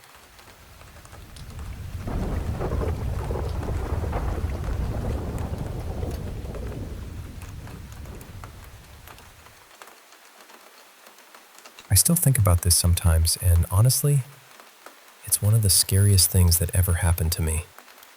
I was around 10, and my little brother, Nate, was about 7. We were both really into spooky stuff back then. We loved ghost stories, scary movies, anything that gave us that nervous little thrill. One day, we picked up some kind of game from a movie or a show, and while our mom was busy inside the house, we slipped out into the garage. We climbed into the car, turned off all the lights except that small light in the middle of the ceiling, and started playing. At first, it was just kids being kids, laughing, trying to scare each other, acting braver than we actually were. But somehow, after going in and out a few times, we ended up in the trunk again. And this time, it wouldn't open. I remember the exact moment I realized we were trapped. That cold flash of panic hit me, even though the trunk itself was hot and stuffy. I started kicking at the side panel because I'd seen something on TV about emergency features in cars, where you could kick out a weak spot near the trunk light if you were trapped inside. But our car was older. There was no safety panel. All I did was kick out the trunk light. So then we were trapped in total darkness. It got hot so fast. The air felt thick, like it was disappearing every time we breathed. We were both panicking, and that made it worse. I could hear Nate struggling beside me, crying, pushing, trying anything he could think of. And then something in me just stopped. I stopped kicking. I stopped yelling. I stopped fighting. I lay there in the dark, and this strange calm came over me. Not peaceful exactly, but empty. I remember thinking, this is it. We're going to die in here. I started thinking about my life, which is such a strange thing for a kid to do. I thought about my mom, my family, the people I'd never see again, the things I'd never get to grow up and do. But Nate didn't stop. He kept fighting the whole time. He managed to wedge his little arm between the back seats and tried to reach the latch. He couldn't open it, but the space he made let in the tiniest bit of air. That little gap might honestly be the reason we survived. Afterward, his arm was bruised from shoulder to wrist, black and blue all over. While I was lying there listening to him struggle, I heard a voice. Not out loud. Not like someone was standing beside us. It was inside my head, and it told me everything was going to be okay. It told me I had lived the best life I could for my age, and that no matter what happened, whether I lived or not, things would still be okay. I know how that sounds. I know it sounds impossible. But I heard it clearly, and Nate didn't hear anything. A few moments later, my mom came into the garage. She had been inside deep cleaning, talking on the phone with my grandmother, when suddenly she got this overwhelming feeling that she needed to check on us. Not later. Right then. The strange part is, she went straight to the car. That still gives me chills. We had never played in that car before. We didn't usually play in the garage. There were so many other places she could have checked first, but somehow, she just knew. She opened the trunk and found us. To this day, she says she can't explain it. She just had this sudden feeling, this instinct, like something pushed her toward us. And honestly, I think whatever spoke to me in that trunk also tapped my mom on the shoulder and told her, "Go check on your kids." Years later, I heard that voice one more time. I was about to cross the street with my headphones on, and inside my head, I heard it tell me not to take another step. I hesitated for just a second, and right then, a car flew through the crosswalk. If I had stepped forward, it would have hit me. I've never heard the voice again after that. I know it sounds wild. I know people might think it's just my brain trying to make sense of fear, but I really believe it was something watching over me. Maybe an ancestor, maybe a guardian spirit, maybe an angel. I don't know. But I do know this. Somebody or something was there, and I've never forgotten it. So yeah, don't play games with things you don't understand. Don't go knocking on doors unless you're ready for whatever might be waiting on the other side.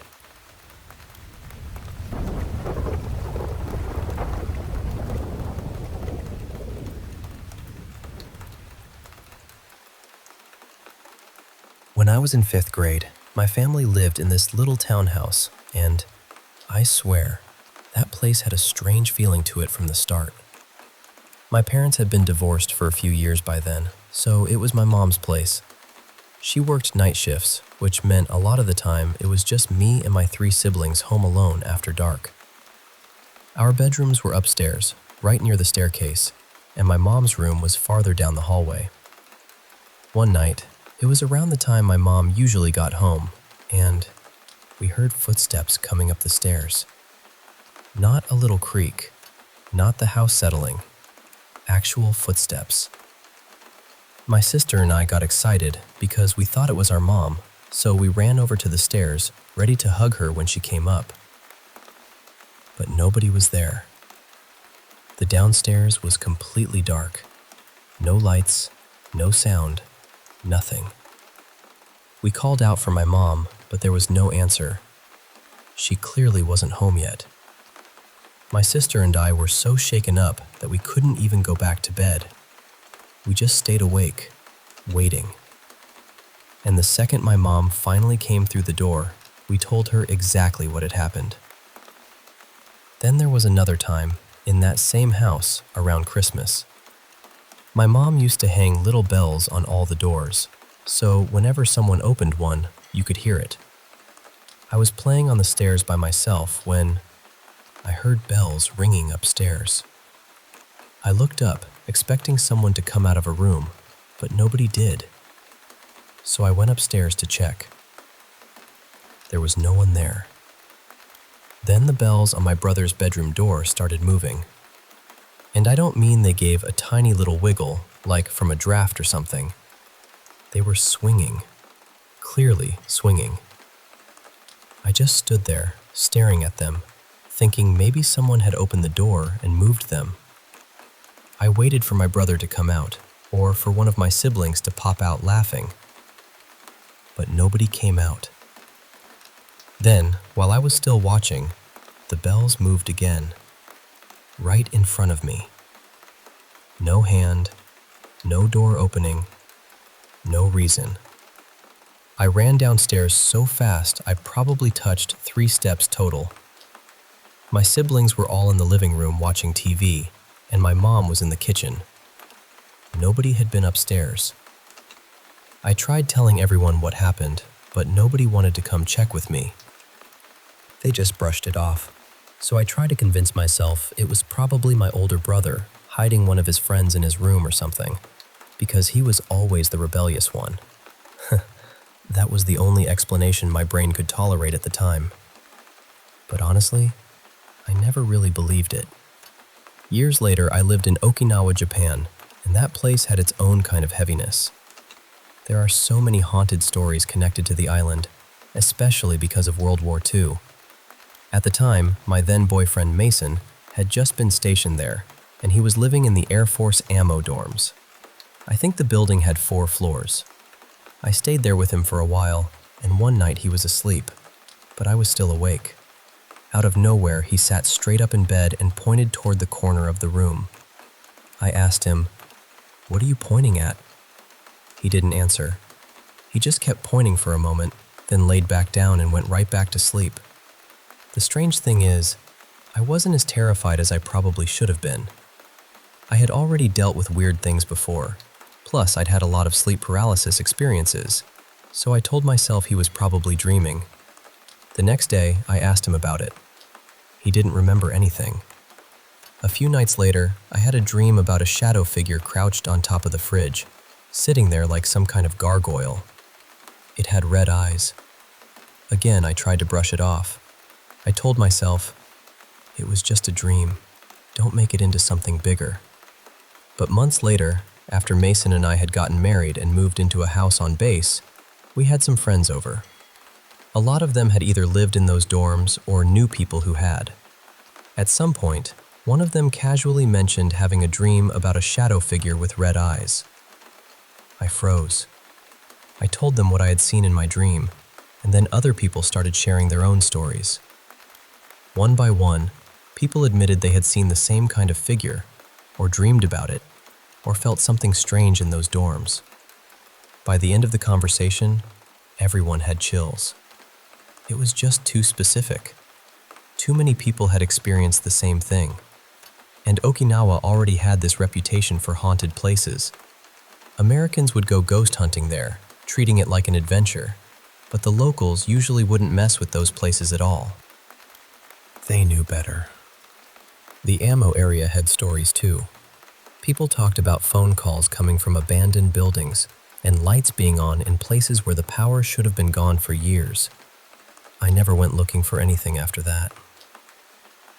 Some places don't need to be investigated. Some places already know you're there.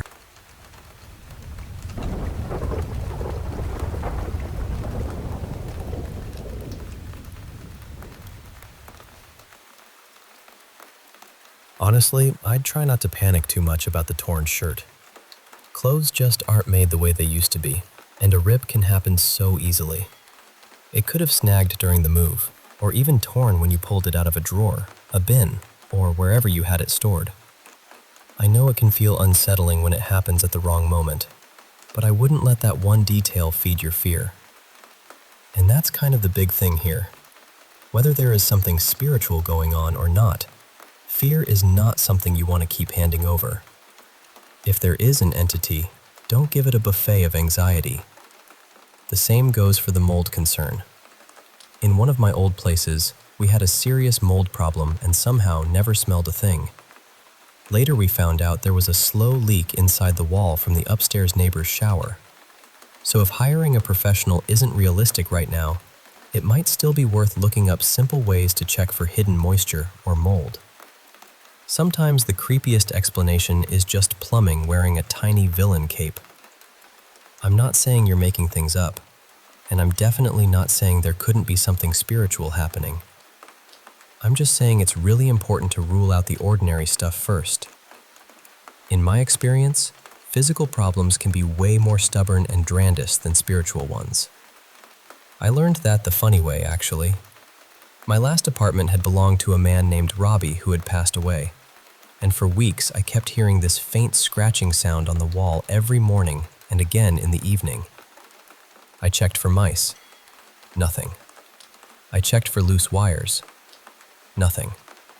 For a while, I was completely convinced Robbie was still hanging around.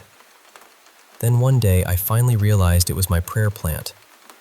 The leaves were opening and closing with the light at sunrise and sunset, and they were brushing against the wall.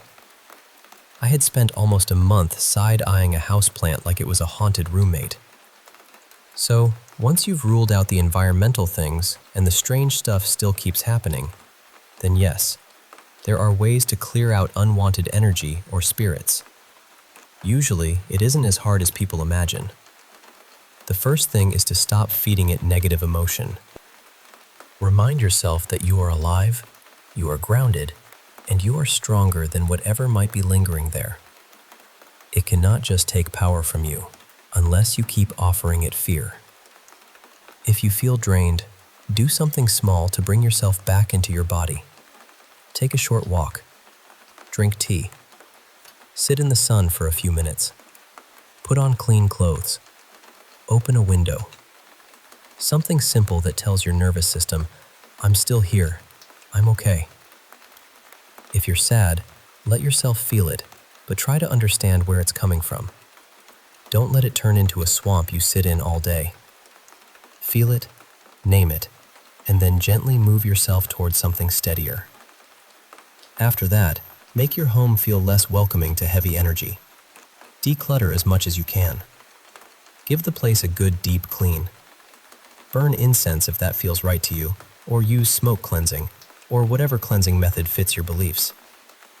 Open the windows while you do it and let the house breathe. And honestly, bring in some life if you can. A pothos, a snake plant, or a little succulent can help the space feel fresher and calmer. Plants have a way of making a room feel less like a closed box and more like a place that remembers the sun exists. Then, when you're ready, speak with intention. Go room by room and tell whatever is there that it is not welcome and it has to leave. I was raised Christian, even though I'm not exactly Christian anymore, and the phrase that still works for me is, "In the name of the Lord Jesus Christ, I command you to be gone." I still see Jesus as spiritually meaningful and connected to goodness, so those words carry weight for me. But if that doesn't match what you believe, use words that do. You could say, "In honor of all that is good and in the light of life, I command you to leave this home." Or something else that feels strong and true in your own mouth. It might feel awkward at first. You might feel ridiculous standing in your hallway talking to the air. That's okay. The point isn't to perform perfectly. The point is to mean it. Say it with conviction. Say it like the house belongs to you, because it does.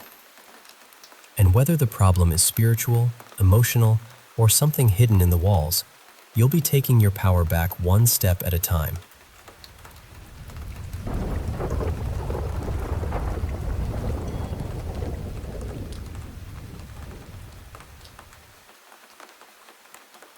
I want to tell you about something that happened with our second oldest boy, Milo, when he was around 6 years old. He was sick that day, running a fever, and honestly, the whole thing still sits with me in a way I've never been able to fully explain. Before I get to that part, there's a little background you need to know. For about 5 years, our family lived in a house that belonged to my close friend's parents. To me, they were more than just family friends. They were almost like a second mom and dad. I had known them most of my life, and they had always treated me like one of their own.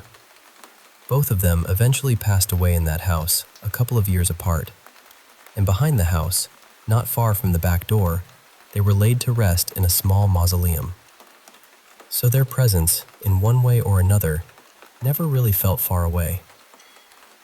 Now, I should say this clearly. I'm a skeptic. I've always been the kind of person who wants a real explanation for things. I'm in my 50s now, and I still think that way. But there were things that happened in that house that were hard to brush off. Not just things I noticed either. My wife had experiences. Other family members did too. Even my friends' parents had talked about strange things before they died. A few years before they passed, they asked me to come over and check the upstairs and the attic. They were convinced something was up there. My second dad told me, very seriously, that he thought it was ghosts, and that he had somehow made one of them angry. So I went up there. I checked everything. The rooms, the corners, the attic space, all of it. And I found nothing. I didn't hear anything. I didn't see anything. I didn't feel anything strange. The only thing I remember noticing was a Bible sitting right there in the attic, placed near the opening, almost like someone wanted it to be the first thing you saw when you lifted the lid. The reason they asked me, and not their own son, was simple. He had moved to another state for work, and I was nearby. I helped them with things the way a son would. Later on, though, I found out he probably wouldn't have gone upstairs anyway.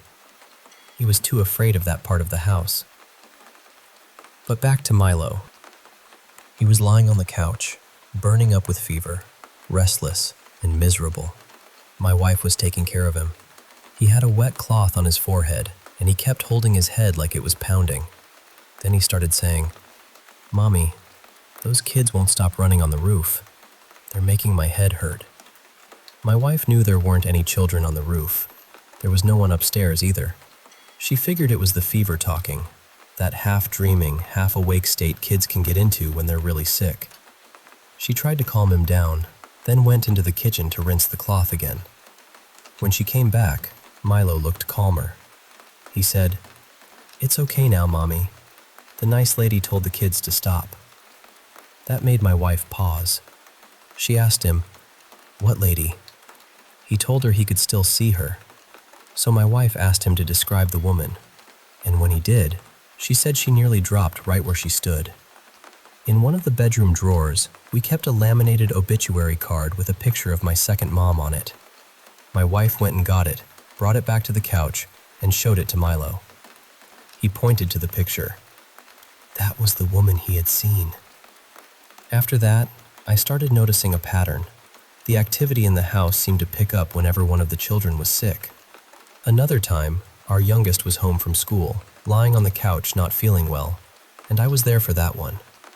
I won't get into every detail right now, but there was a sudden rush of activity through our bedroom, the kitchen, and the utility room. It felt like the whole house had woken up at once. The strange thing is, none of it ever felt cruel. Unsettling, yes. Hard to explain, absolutely. But not threatening. We just learned to live with it. There were other experiences too. A few of them still make me shake my head. My daughter had one she told us about. My twin nieces had their own stories, and one of their fiancés did too. Some of those stories had a little danger in them, and some had humor, which feels strange to say about a haunted house, but it's true. That house had a personality, and whether I can explain it or not, I know what my son said he saw that day. A sick little boy asked for peace. And somehow, that nice lady gave it to him.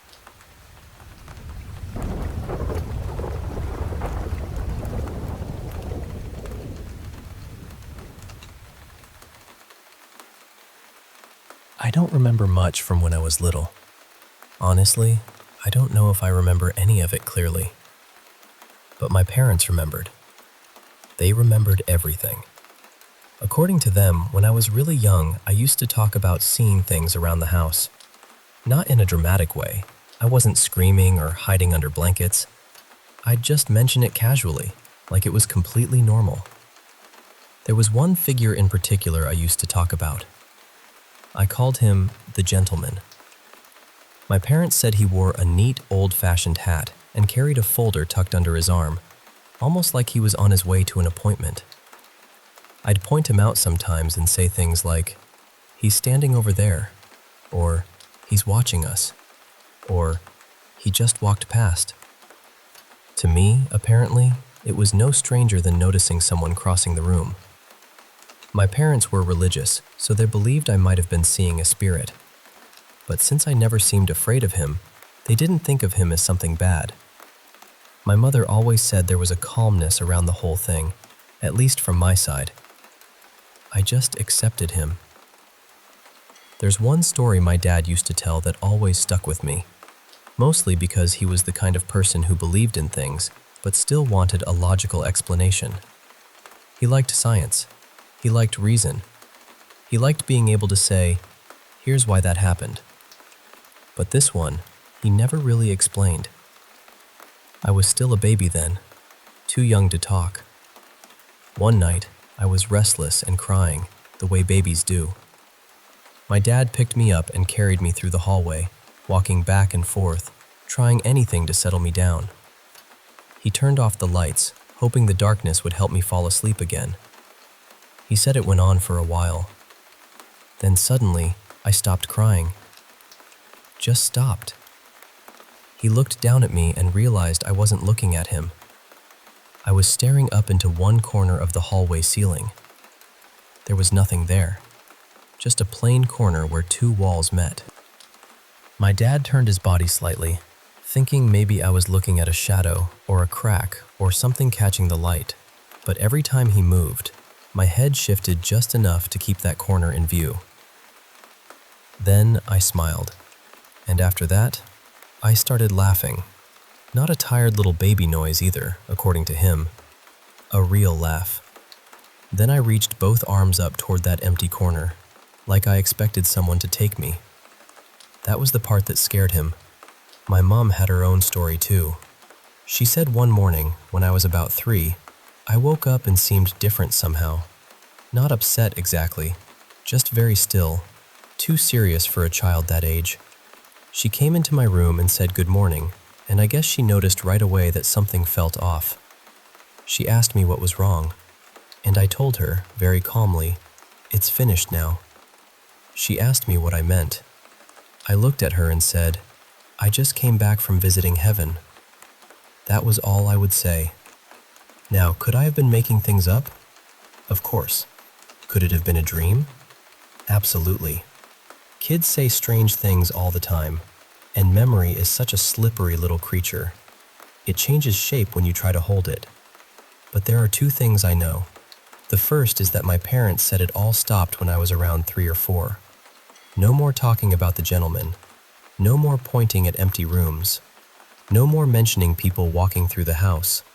My mom said it was like a door quietly closed, and I forgot it had ever been open. The second thing is that I do have a memory. Or maybe it was a dream. I still don't know. It's old, whatever it is. Very old. More like fragments than a full scene. I remember people moving around the house, but not clearly. They were shadowy, like figures seen through smoke. They walked through walls and doors as though those things weren't really there. They didn't seem interested in me. They weren't frightening. They just went about their business like I was the one who didn't belong. Sometimes they were inside the house, sometimes outside. And what I remember most is that I felt used to them. A lot of them wore old-fashioned clothes. Long dresses, suits, hats. Things that didn't look like they belonged to my time. I don't remember conversations. I don't remember faces. I don't remember feeling scared. I only remember the sense of them passing through, quietly and endlessly, as if the world I lived in had another world folded right over it.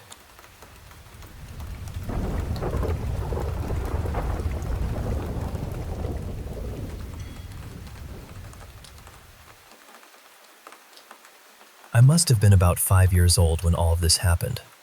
Somewhere between 4 and 6, but I know I wasn't older than that because I was still living with my father, and after I turned 6, everything in our lives started changing. This would have been around 2007, maybe 2008. Back then, we lived in a trailer park, but it didn't feel like just a bunch of trailers lined up together. It felt more like the whole family had built this little world of our own. My dad's brother lived nearby, and so did my dad's 2 younger sisters. Everybody was close enough that you could walk from one trailer to the next without thinking much of it. My uncle had 2 kids at the time. One was a newborn baby boy, and the other was my older cousin, who I'll call Kayla.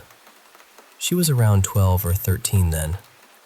She was in that phase where she wore a lot of dark clothes, listened to rock and heavy metal, and kind of carried herself like she was older than she really was. One afternoon after preschool, Kayla was babysitting me and my little sister. I remember walking into the kitchen and seeing her sitting at the table with what I thought was some kind of board game. I didn't know what it was. I just remember the board, her hands on it, and the feeling that she was taking it very seriously. A little while later, my dad and my uncle came in and saw what she was doing. Everything changed instantly.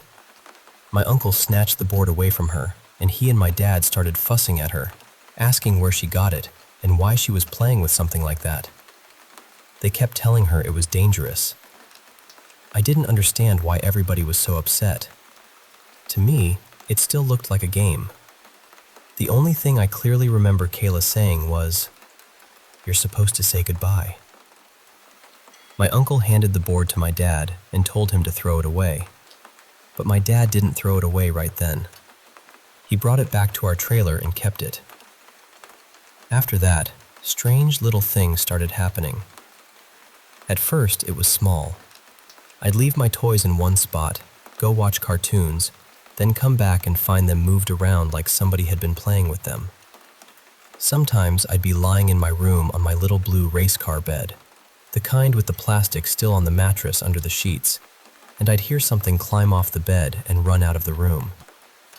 Then I started seeing a little boy. And the strangest part is, I wasn't scared of him. Not at first. He felt like another kid.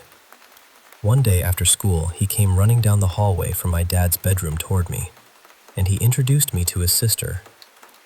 I remember trying to get his sister to play with my little sister, but nobody else could see them. Not my sister, not my parents. When I tried to tell them, they thought I was making it up. A little more time passed. By then, I was in kindergarten, and things at home were getting worse. My parents were arguing all the time. My mom had left the house, and my dad was drinking a lot. He was in a bad place. One weekend, my mom took my little sister with her, so it was just me and my dad at the trailer. I had been outside riding my bike around the park, and when I came back inside, I saw my dad sitting on the floor at the coffee table. He had the board. The same board from months earlier. He was asking it questions. Trailer was the whole ghost family. The little boy I had been seeing, his sister, their mother, their father. The kids just stared at me, but the parents looked angry. Not sad, not confused. Angry. I started yelling at my dad, telling him to turn around, telling him they were right there behind him. He looked back, but he didn't see anything. He was too drunk, and he just kept messing with the board. Something in me knew it was wrong. I didn't fully understand what was happening, but I knew enough to be scared. So I ran to my uncle's trailer and told him what was going on. He came back with me, and by then my dad had stopped. We all watched him take the board outside and throw it into the dumpster. I remember feeling relieved, even though I still didn't really understand what that board was or why it mattered so much. But that night, things got worse. I didn't want to sleep in my room because there was a dark shadow standing in the corner. I kept running out and telling my dad, but every time he checked, he said nothing was there. I tried to lie back down, but then I felt breathing right by my neck, close to my ear. I jumped up and ran out again. My dad had a woman over that night, and she tried to calm me down. She picked me up, carried me into my dad's room, tucked me into his bed, and closed the door while she and my dad stayed in the living room. The room was cold from the air conditioner. Moonlight was coming through the window, turning everything this pale blue color. Then the closet doors started rattling. I pulled the covers up over my face. When I peeked out, the closet doors were closed. Then I heard it again. This time when I looked, one of the doors was open. I ran out crying, telling my dad there was a monster in the room. He checked again and saw nothing. Then it happened.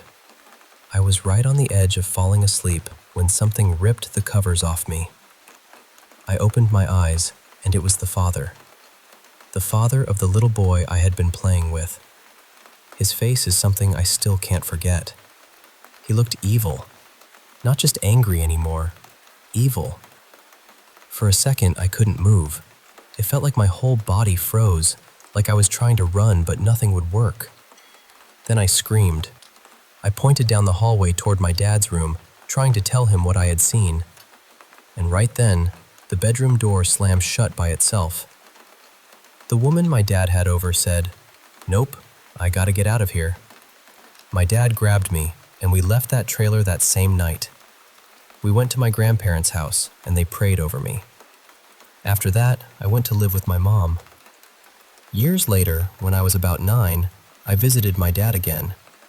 By then, he had sold the trailer to a woman named Rosa, who was from Cuba.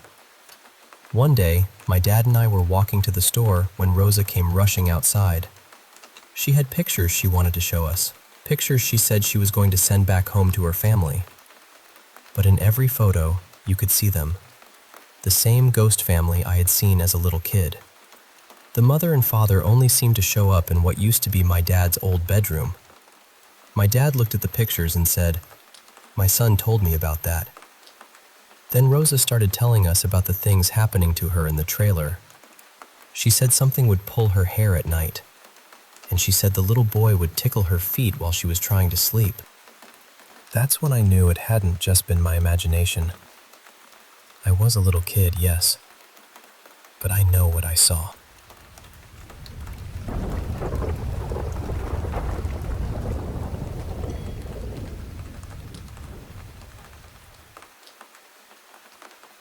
It honestly looks like a black dog to me. I can't say exactly what kind, but from the shape, it reminds me of either a black lab mix, maybe with some pit bull, or possibly a shepherd mix. Whatever the breed is, though, I really do think it looks like a dog. And that makes me wonder, did anyone in your family have a pet that passed away around that time? Maybe a dog you knew, or one that belonged to a relative. Because it could be something like that. It could be the spirit of a family dog still lingering close by. I remember reading something a while back about a couple who looked into paranormal activity involving animals. They had a case connected to their cousin's old dog, and that dog had been incredibly close to a little girl in the family. Whenever she stayed over, the dog would sleep beside her. The two of them had grown up together in a way, and they were almost inseparable. At night, the girl would sometimes have terrible nightmares, and that dog would always comfort her. It would stay near her, calm her down, and help her sleep again. It was very protective of her. Later on, after the dog had to be put down because of cancer, the family started noticing strange things. The investigators said they captured images that looked just like that same dog. And what really stood out was that the dog seemed to appear whenever the girl was having night terrors, almost like it was still coming back to comfort her the way it always had when it was alive. So if you were close to a relative's dog when you were younger, or if there was a family pet that had a bond with you, maybe something similar is happening here. Maybe it isn't something dark at all. Maybe it's something familiar, something protective. At the same time, I also want to say this. I've dealt with sleep paralysis myself, especially on and off when I was in my early 30s, so I know how terrifying it can feel. I did a lot of reading about it after it happened to me, and from what I learned, doctors and sleep researchers don't usually connect it to anything demonic, even though that's what it can feel like in the moment. What seems to happen is that the brain gets caught between deep sleep and waking up. Our body is still in that sleep state where it can't move, but your mind is partly awake. Your breathing can feel shallow, your chest can feel heavy, and it can seem like something is sitting on you or pressing the air out of you. And then your brain tries to explain that fear. That's when the hallucinations can happen. People see shadow figures, strange faces, dark shapes, or things hovering over them. It can feel completely real because, in that moment, your body is panicking and your mind is still half dreaming. When it happened to me, I was dreaming that a violent spirit was trying to hurt me and my kids. In the dream, it wrapped a lamp cord around my neck and lifted me off the floor. That shock woke me up, but when I opened my eyes, I still couldn't move. I couldn't scream. I couldn't breathe right. I couldn't even get my voice out. And because I already had PTSD, that feeling sent me straight into a severe anxiety attack. I saw what looked like a dark figure leaning over me, almost like it was trying to smother me. It was one of the most frightening things I had ever experienced. Then, when I finally could move again, the scream I had been trying so hard to force out finally came out all at once. It woke up my kids and my brother, and they came running to check on me. At the time, I had no idea what had happened. I just knew I had been awake, unable to move, unable to speak, and completely terrified. It wasn't until later that day, when a friend explained sleep paralysis to me, that I finally had a name for it. After it happened a few more times, I started researching it seriously. I wanted to understand why it was happening and what my brain and body were doing. Eventually, I talked to my psychiatrist about it too, and that helped me understand that what I was experiencing had an explanation. So I guess what I'm saying is, it could be something spiritual, especially if there's a connection to a dog from your past. But it could also be sleep paralysis creating something that feels very real and very frightening. Either way, I don't think you should automatically assume it's evil.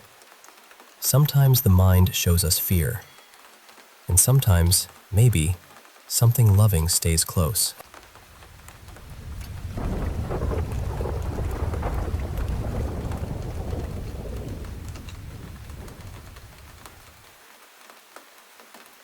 When I was little, we lived in this narrow two-story townhouse, the kind where every floorboard had its own little complaint. My bedroom was upstairs, and there was this crawl space in my room that stretched out over the stairwell. I hated it. I mean, really hated it. I never had a good reason exactly. It was just one of those places that felt like it was listening. Back then, my stepfather Martin was usually a pretty calm guy. Quiet, but kind. The sort of man who fixed things without making a big show of it. But over time, he started to change. He got more controlling, more short-tempered. He kept to himself a lot, and he spent more and more time down in the basement. And he made one rule very clear to me and my older brother Caleb. We were not allowed down there. Not for any reason. Not even for a second. My mom told us it was because Martin kept power tools in the basement, and it wasn't safe for kids. Saws, drills, sharp things, heavy things. That explanation made enough sense, so for a while we listened.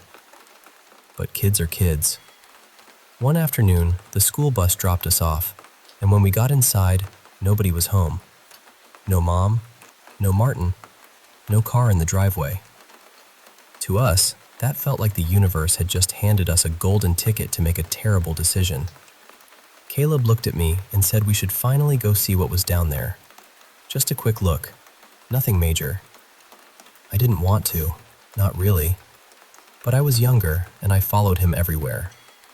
So we went into my mom and Martin's room, opened the closet, and there it was. The basement door tucked away behind hanging clothes and old shoes. We decided to leave the door open, just in case we heard the car pull in. That way we could run back upstairs fast and pretend we had been innocent little angels the whole time. I went down first, which still annoys me to think about, because I'm pretty sure Caleb was using me as a tiny human shield. At the bottom, I flipped the light switch. The lights buzzed and flickered on, and at first, it was just a basement. Gray concrete floor, chipped white paint on the walls, wooden beams overhead, a few cardboard boxes in the corner with Christmas decorations inside. There was an old workbench along one wall, covered in tools. Honestly, it was almost disappointing. I remember thinking, this is it? This is the forbidden basement? Then we stepped farther in. And that's when the circular saw on the workbench suddenly turned on. Not started slowly, not sputtered. It screamed to life. And I saw the cord. I know what I saw. It wasn't plugged into anything. At the same time, one of the Christmas ornaments rolled out of a box, crossed the floor by itself, and shattered a few feet away from us. We both panicked. Caleb turned and bolted for the stairs so fast he nearly knocked me down. He was halfway up before I even got my foot on the second step. Then the basement door slammed shut above us. We ran up the stairs together, pushing and clawing at each other, trying to get the door open. It wouldn't budge. Then the light went out, just like that. The saw stopped, and in the dark, we heard footsteps on the concrete below us. Slow ones, pacing, back and forth at the bottom of the stairs. I couldn't see anything clearly, but I swear there was something down there. Something darker than the dark around it. It stood at the bottom of the stairs, turning toward us. That's when I started screaming. Caleb started screaming too, and we grabbed onto each other so hard it hurt. We were crying, shaking, begging for someone to open the door. I have no idea how long we were trapped there, but I do remember one thing very clearly. Right before my mom opened the closet door from the other side, I saw that dark shape take one step up the stairs. My mom found us collapsed against the door, sobbing. It took her hours to calm us down. She ended up bringing us to our aunt's house for the night because neither of us would stop crying long enough to sleep. When Martin found out we had gone into the basement, he was furious at first. I thought he was just angry because we had broken the rule. But a few days later, after we came home, I heard him talking to my mom in the kitchen. His voice was low, but I heard him say, "I told you I wasn't crazy." And that's when something clicked for me. Martin hadn't been changing because he hated us. He hadn't been trying to scare us just to be cruel. He was trying to keep us away from whatever was living under that house.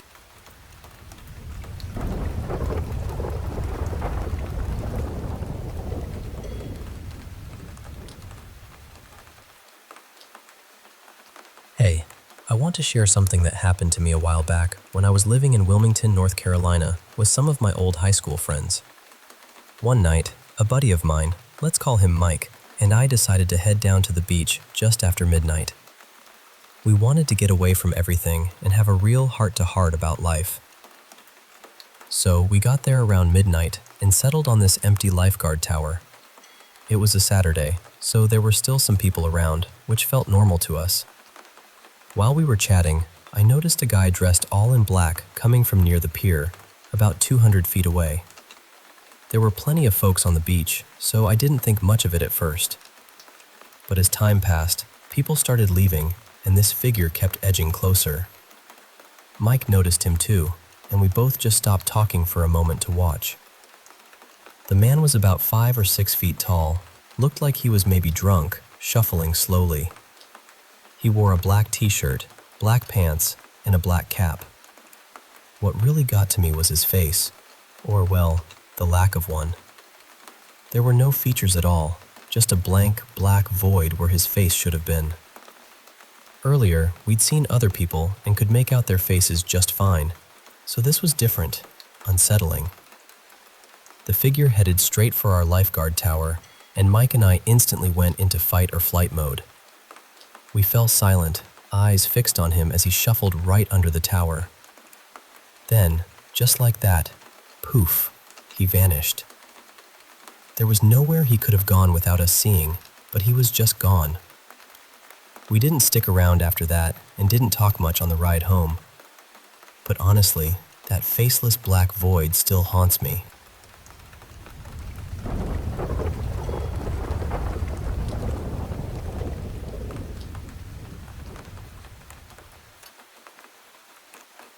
Hey, I want to share this eerie story from long ago, back in the times of the Maratha Kingdom in India. So, there was this notorious gang of bandits, called the dacoits, who would rob travelers on lonely roads. The kingdom had a bounty on them because they were causing so much trouble. One night, after a big heist, this group of 5 or 6 men decided to hide out in an old abandoned house called a wada. It's a traditional Maratha house, kind of like a fortress, but this one was in the middle of the jungle, near a deserted village. The locals avoided it because of creepy tales. They said it was haunted. Perfect, right? For hiding stolen loot and spending the night. But this night was special. It was Amavasya, the new moon night, when paranormal activity is said to be strongest. And to top it off, it was pouring rain. So these guys were celebrating inside, some drinking by the light of a single oil lamp. As the night wore on, they started hearing this faint, strange sound. A woman singing a lullaby. They thought maybe it was just their minds playing tricks, maybe the rain or animals making noises. But the lullaby kept getting louder, and soon even the sober ones heard it. 2 of the bandits decided to check the house, thinking someone might be spying on them, but they found nothing. They shrugged it off and went back to arguing over who would keep what from the loot. Greed was really getting to them. Suddenly, in the middle of their fight, a baby's cry echoed from a dark room around the corner. All the men froze, weapons drawn but trembling. The leader, a tough man in his 50s, shouted angrily, demanding whoever was there to show themselves. For a moment, they felt brave because of him. 2 men cautiously stepped toward the room where the crying came from, but as soon as they moved, the baby's cry grew louder, and then a woman's voice boomed out, furious. "How dare you wake my child? Can't you see my baby is trying to sleep? Get out of my wada." That was when the bandits realized they were dealing with something far worse than any human enemy. Terrified, they scattered in all directions, running blindly in the pitch darkness. One of them died, right then and there, from sheer shock. They were screaming for help, calling out to Mother Kali, the goddess, but it was like karma had turned on them. Lost in the old, rusty house that suddenly felt like a maze, they barely escaped. One lucky bandit made it to a nearby village, where soldiers tracking the gang caught him. Shaken and bruised, he told them everything: the singing, the crying, the angry voice. Even though it was a prime chance to catch the whole gang that night, the soldiers decided not to pursue further. Some things, they said, are better left alone.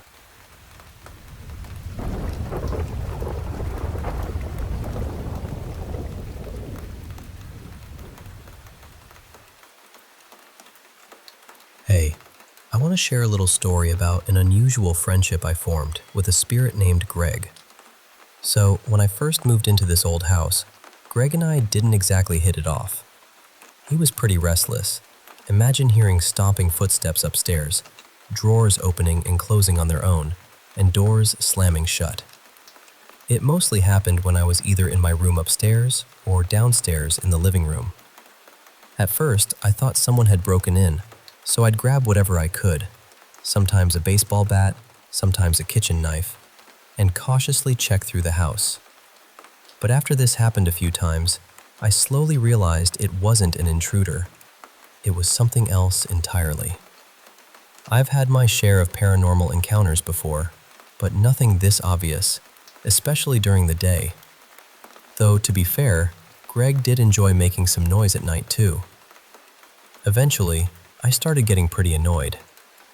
One evening, I was watching TV downstairs when, out of nowhere, the master bedroom door slammed shut, and the stomping and drawer noises began again. I'd been downstairs for hours, so I knew it wasn't a break-in.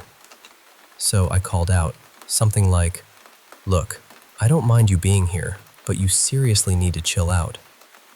If you're cool with me, I'm cool with you." And just like that, the noises upstairs stopped. It felt like he was listening. After that, Greg mostly toned it down, though I'd still catch little signs of his presence now and then. I guess he just wanted to be acknowledged. I'm not exactly sure when I started calling him Greg, but it felt right, and somehow I think he approved. Sometimes when I'm alone in a room, I can really feel him nearby. Funny thing is, he's not a big fan of my dogs. Not that he's ever harmed them. But when Greg's around, they get super cautious, watching spots I can't quite see. When he's close, there's this weird static feeling in my vision. I eventually moved out for university, and to my surprise, Greg came along. He mostly leaves me alone now, but every so often I hear him messing around, especially with my roommate. Things get moved to totally different rooms. Appliances switch off randomly, and sometimes my roommate finds their bookmark pulled out of the book they're reading. I can't remember all the little pranks, but it's clear Greg's still around. Now, as I'm about to move again, I feel a bit sad thinking Greg might not follow me this time. It's oddly comforting knowing he's nearby. Maybe he's decided to hang out with my roommate instead. So, if you ever have a noisy, meddling spirit around, maybe they're just looking for a little company. Coexisting peacefully might just be possible.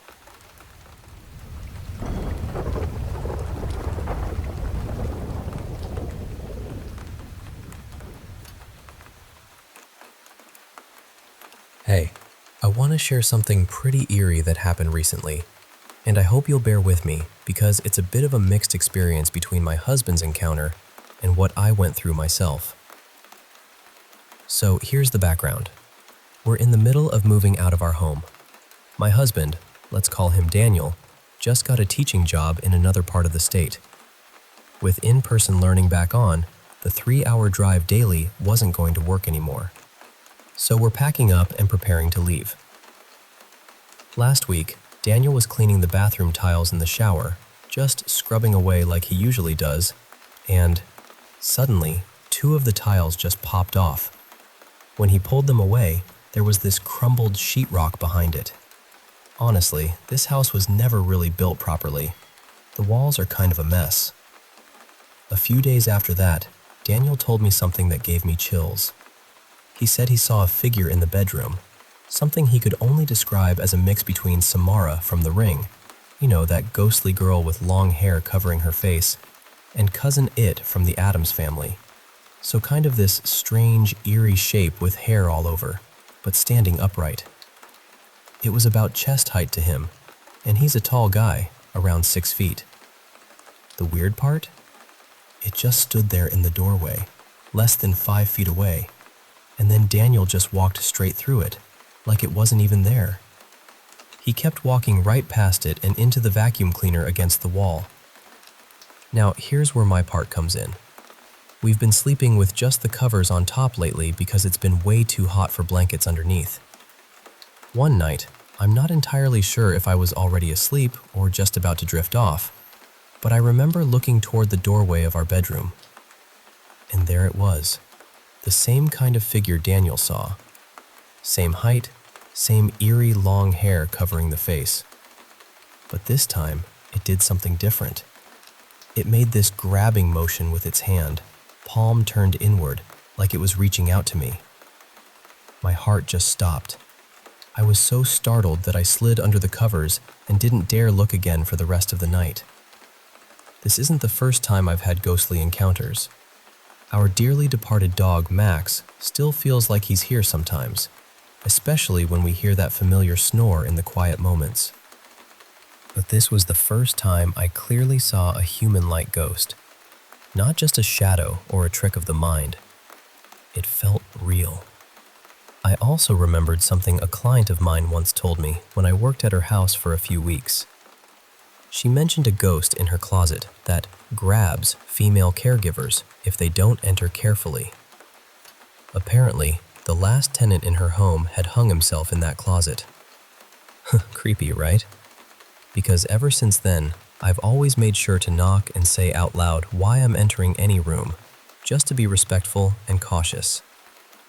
Back to our house. I don't know any history about it, no stories or legends that I'm aware of. Daniel thinks maybe the spirit is unhappy about us leaving. I don't want to be scared to fall asleep, but honestly, it's hard not to be.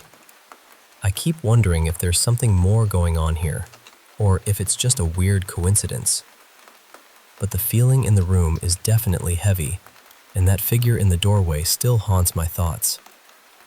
I guess all I want to know is, should I be worried? Or is this just one of those things that happen when you're moving on from a place that's held so much of your life?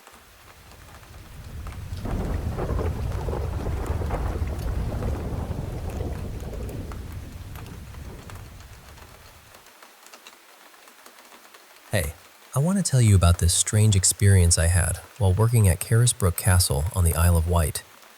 It was during winter, and I was part of a private security team hired for an event there. There were about 10 to 15 of us spread out across the castle grounds, which were completely dark at night. No streetlights or anything nearby, just the castle's ancient walls and the cold air. It was really late, like around 1 or 2 in the morning, and my buddy, let's call him Greg, and I got stuck with the less desirable job, the perimeter walk. This meant we had to patrol the entire castle wall, where it was pitch black except for the light from our handheld torches. On our right, there was the moat, silent and still, wrapping around the castle like a dark ribbon. As we started our second lap along the longest stretch of the wall, I suddenly heard footsteps. They were soft, but definitely not ours. Greg and I stopped a few times, shining our torches into the shadows, trying to catch whatever was making the noise. But nothing was there. Maybe just an animal, I thought. A fox or something moving quietly in the darkness. Then, everything changed in just a few seconds. Out of the darkness, I spotted the figure of a man walking towards us. He was coming up from the moat side, the water's edge behind him. As he got closer, he said something to us. Something like, "All right, Greeley," or maybe, "Right, Greeley."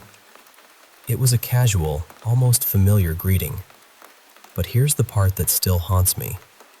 Instead of walking past us or around, this man walked straight into the castle's 12-foot-tall stone wall. I mean, literally walked straight into it, like the wall wasn't there at all, and then he just vanished. He didn't go around it, didn't disappear behind a corner, just vanished into solid rock. Greg and I just stood there, frozen, trying to process what we had seen. We turned to each other, eyes wide, and confirmed we both saw the same impossible thing.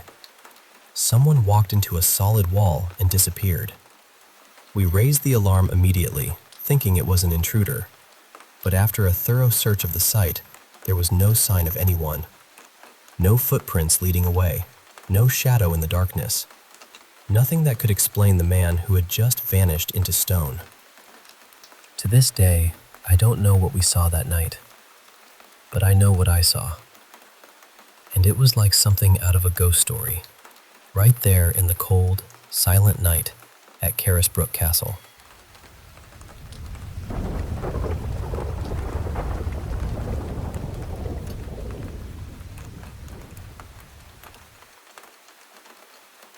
Hey, I want to share something that happened to me recently. Something pretty eerie, but also strangely moving. So, I'm a 23-year-old guy living in this community housing project. Imagine a place that's kind of a mix between a hotel and an apartment complex. One big building with 3 floors, each floor having about 20 little studio rooms. Then there are 2 other buildings nearby, which have 2-bedroom apartments. Just to give you a sense of the place, I've been living here for about 8 months now, and honestly, nothing much weird had happened. At least, nothing that I'd call a problem. But right across the hall from my room, there was this older woman who lived alone. From the moment I moved in, I'd hear her at night. Screaming, yelling, cursing, like full-on conversations with herself or maybe someone else. It was intense and, honestly, kind of heartbreaking. The way she shouted sometimes, it was like she was arguing with demons no one else could see. Sometimes she'd cry and then immediately apologize, like she was talking to someone she loved but couldn't reach. At first, this nightly noise was jarring, but after a while, I got used to it. It became part of the background noise of my life here. Sometimes in the hallway, I'd spot her, not literally bumping into her, but just crossing paths. No one really talked to her, probably because she was always so aggressive, pointing fingers at people and shouting the most vicious things. Our first meeting was rough. She gave me the same harsh treatment as everyone else. But I have this soft spot for old ladies, probably because I lost my grandmother back in 2014, so I smiled and asked how she was doing, just trying to be kind. She seemed taken aback, didn't yell or curse at me like she did with others. That little moment felt like a crack in the wall she'd built around herself. So, fast forward to July 1st, just a few weeks ago. Over these months, I'd probably seen her in the hall about 9 or 10 times, always brief encounters. We never really had a real conversation, but I always acknowledged her, and she started showing a little gratitude in her eyes, even if she didn't say much. But her nightly screaming was relentless. It was like she was possessed, sounding less like herself and more like an angry, middle-aged man. Picture this. It's 4:30 in the morning, dark outside, and after a 10-hour shift, you come home exhausted, only to hear this shrieking right across the hall. Then came the scary part. I was typing this story around 4:14 a.m., and everything felt surreal. On the morning of July 18th, around 6 a.m., the woman was found dead in her apartment, right across from mine. No signs of violence, no visitors, no family to speak of. A maintenance guy who checked on her daily found her and alerted everyone. They said it was either natural causes or suicide. I wasn't home when it happened because I'd been at my girlfriend's place all weekend. When I came back Sunday around noon, the building was eerily quiet. No screams, no curses. I walked down the hallway to my door, and then something unbelievable happened. I saw her. The old woman, but different. She looked cleaner, calmer, even happy. Her hair was neat, not wild and tangled. And she spoke, clearly this time. She saw me and said, "Hey." Just that simple greeting, but it hit me hard. It was like seeing a totally new person. We had a little chat. I can't remember all the details, but she seemed radiant, full of a peaceful energy I'd never seen in her before. She told me, "I'll see you again, young man," then walked back into her apartment. I was stunned. I thought maybe I was imagining things or dreaming. But then, right after, Miss Tate from the rental office knocked on my door. She's like a godmother figure to me here. She looked shaken, horrified even. She asked how I was doing, and then told me about the woman across the hall, the same screaming lady, who had taken her own life that morning. I was speechless for what felt like forever. I told Miss Tate about seeing her just minutes ago, and she was confused, even skeptical. We almost argued, but I insisted we check the apartment together. She was scared to go in, but eventually, she showed me the paperwork confirming the woman's death. Turns out, she suffered from severe schizophrenia and dementia, and the last years of her life were incredibly lonely and painful. I never even knew her name. But that day, seeing her like that, peaceful and kind, felt like she was finally free from whatever haunted her. So yeah, that's my story. It's strange, a little scary, but also strangely beautiful, that in the end, she found some peace. Thanks for listening.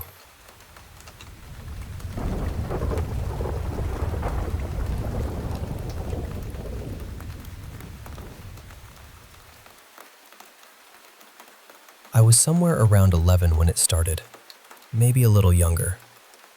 It went on for years, probably until I was about 15. And the strange thing is, it never felt random. It felt like whatever was in that house knew exactly who it wanted to bother. Mostly it seemed focused on me and my sister. I've thought about it a lot over the years, and I still don't really know what it was.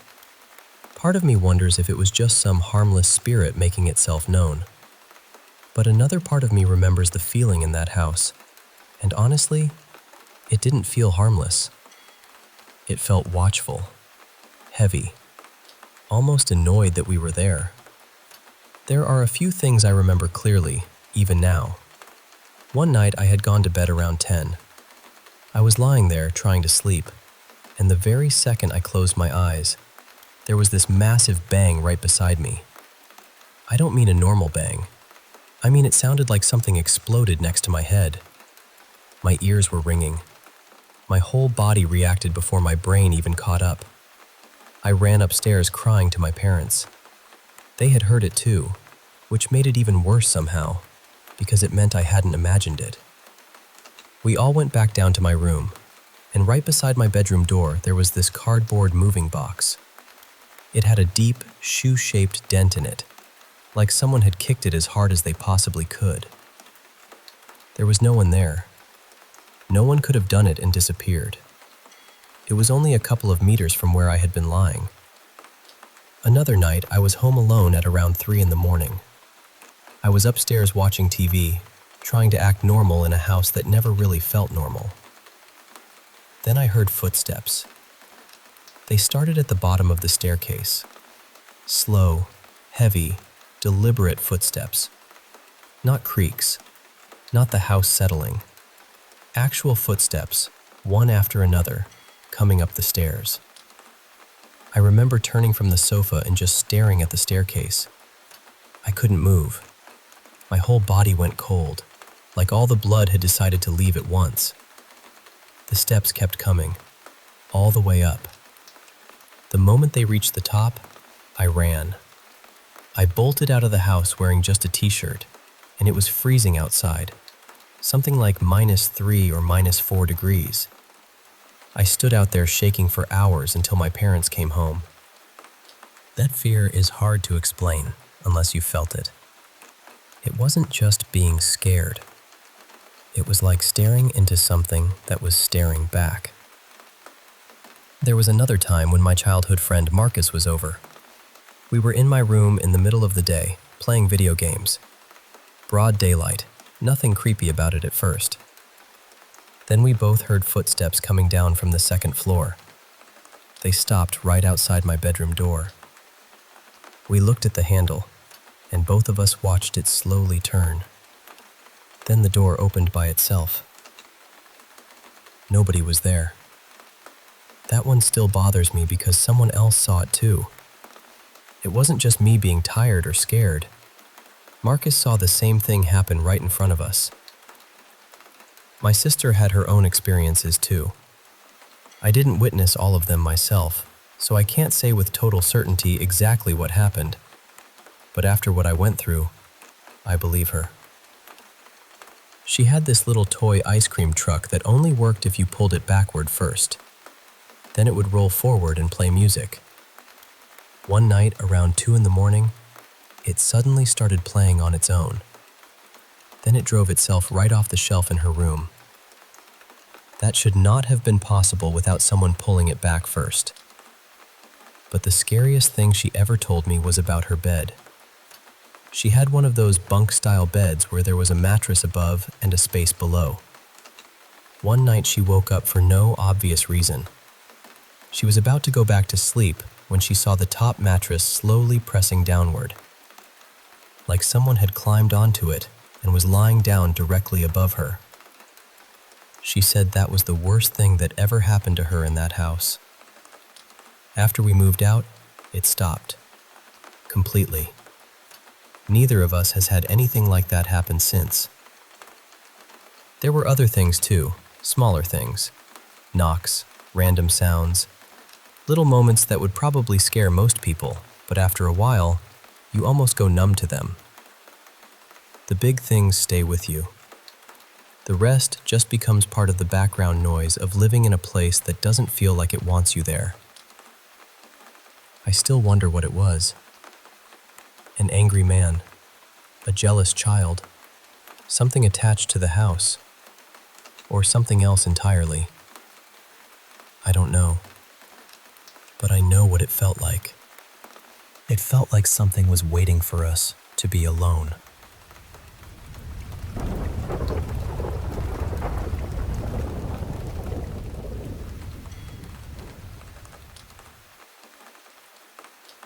I've never thought of myself as a skeptic, but I wouldn't say I'm completely convinced either. I'm somewhere in the middle, I suppose. I'm definitely not the kind of person who would dismiss what someone else has seen, felt, or believed. I do believe that places can hold on to something. A house, a stretch of bushland, a beach even. I think the energy of someone who spent time there can linger after they're gone, especially if they were close to you, or if that place carries some deeper cultural history. It feels to me like those energies can overlap with the shared consciousness we all move through in our own separate ways. But I don't really believe in seeing ghosts, not in the simple sense. I don't think spirits just appear in front of us like figures in a doorway. I think maybe that energy touches the brain somehow, and for some people, it's too strange or too big to understand as it is. So the mind gives it a shape. It creates an image we can process. And saying all that, I have this memory. It's one I come back to every now and then, usually out of nowhere. I thought about it again tonight.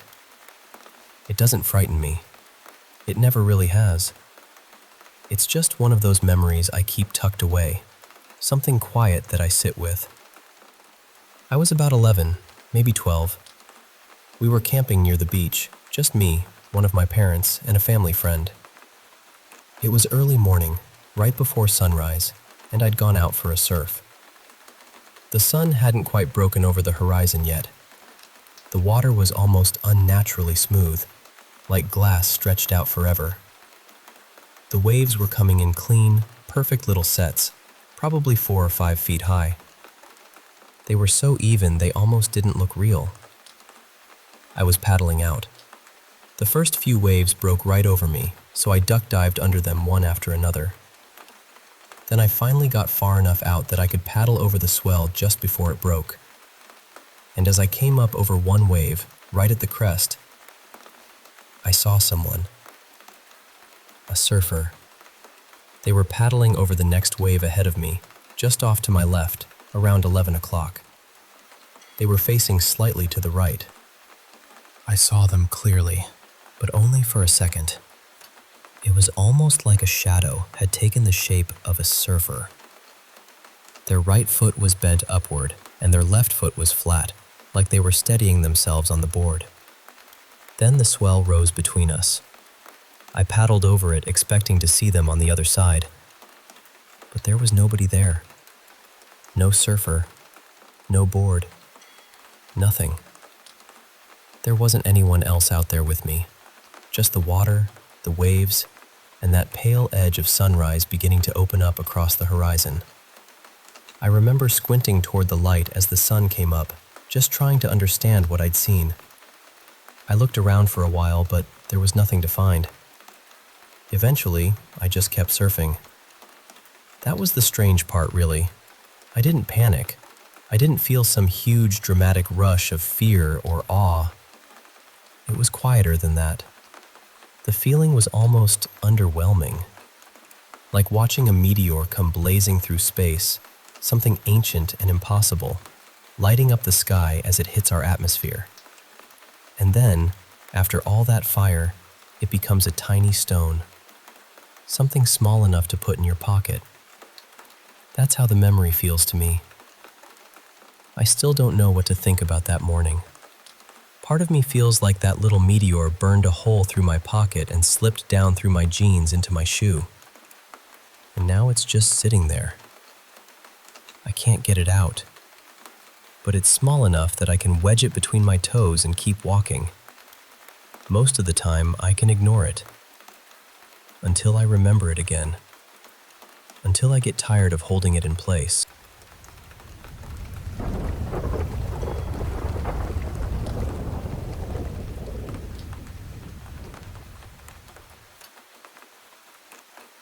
This happened about 5 years ago, but I still think about it sometimes, and every time I do, I get that same cold feeling through my whole body. My dad passed away more than 9 years ago. We were never extremely close, mostly because my parents separated when I was little, but he was still around. We saw each other, spent time together, and even with everything that had happened in our family, he was still part of my life. When he died, I was upset, of course, but I didn't break down the way people might expect. I didn't fall into some deep grief. It hurt, but it didn't consume me. And for years after that, life just kept moving.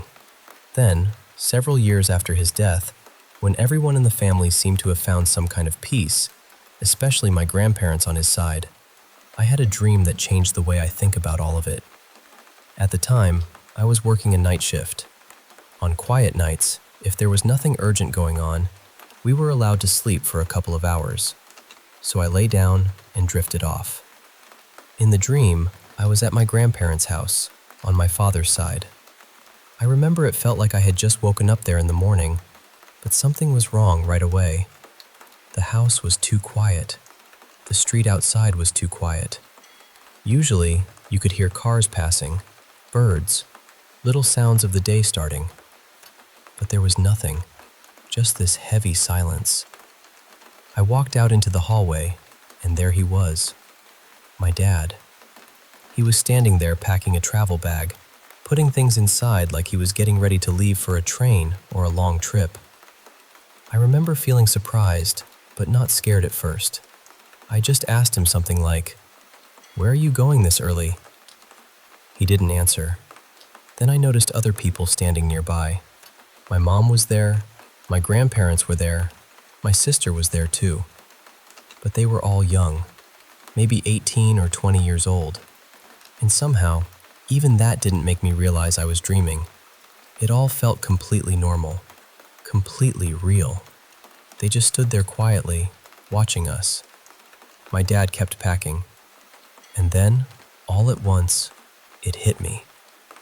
He was dead. He couldn't be there. He couldn't be standing in that hallway with me. The second I understood that, he finished packing, picked up the bag, and walked toward the front door. He opened it and started to leave. I panicked. I grabbed his hand and said, "Don't go. Stay here. You don't have to leave." He tried to pull his hand away, but he still didn't say anything. So I said, "Then let me go with you." That was when he finally looked at me. His face was calm. His voice was calm too, and he said, "It's too early for you to go there. Everything is all right." And then I let go. But it didn't feel like I chose to let go. It felt like someone gently opened my fingers for me. He walked out the door. Right after that, I woke up at work. For about 10 minutes, I couldn't tell if I was actually awake or if I had only woken up inside another dream. Everything felt strange, like the real world had become thin around the edges. Later, I called my grandmother, my dad's mother, and told her what had happened. She wasn't scared. She actually sounded comforted. She said she was glad he had visited me. Since then, I've never been able to explain it completely. Maybe it was my mind finally processing grief I hadn't allowed myself to feel. Maybe it was my subconscious trying to help me accept something I had buried. Or maybe there really is something after this life. Some place people go. Some doorway we don't understand yet. What makes it even stranger is that I almost never dream. I can count the dreams I've had in the last few years on one hand, and I have never had another dream like that one. Nothing before it, and nothing since, has ever felt so real.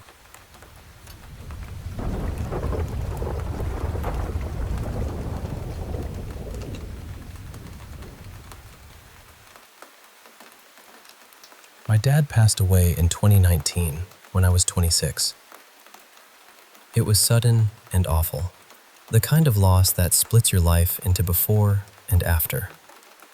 I loved him so much, and I've always wanted to keep his memory close. But honestly, some days it still hurts too much to touch. My little girl was born in May of 2023. That first Christmas after she arrived, my brother's wife gave me a gift that absolutely undid me. It was a photo she had made, with my dad gently added into the picture beside my husband, me, my daughter, my mom, and my sister. And if you've ever lost a parent before they got to meet your child, you probably know exactly what happened. I opened it, saw him there with all of us, and just broke. Full, ugly, breath-catching tears. Since my daughter was a baby, I've always played white noise while she sleeps. She's in her own room, in her crib, and we use the monitor every night. And I know how this sounds, but both my husband and I swear we've heard my dad's voice through it. Not long conversations, nothing dramatic, just little things. A soft hello. Once, something that sounded so much like all my heart. And that was his phrase. Every night when I was little, he would say, "Sweet dreams, baby girl. I love you with all my heart." Before our daughter was born, my husband asked me what I'd want her to call my dad. I said, "Papa." That's what I called my favorite grandparent growing up, and somehow, I felt like that's exactly what my dad would have wanted too. When my baby was around 9 months old, I showed her the photo my sister-in-law had made. The second she saw it, her whole face lit up. I mean, the biggest smile. She pointed straight at him and said, "Papa, that's Papa." Now, maybe my grown-up heart filled in a little of what she was trying to say, but Papa was clear. Crystal clear. And the thing is, I hadn't really shown her pictures of him before that. I meant to. I truly did. But that first year of motherhood was tender and heavy. I had this beautiful baby, and at the same time, I was grieving the fact that my dad would never hold her.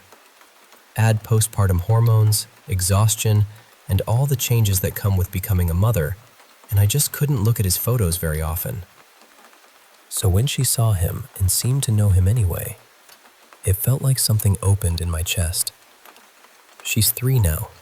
A little while ago, we were drawing together, and she asked me to draw our family.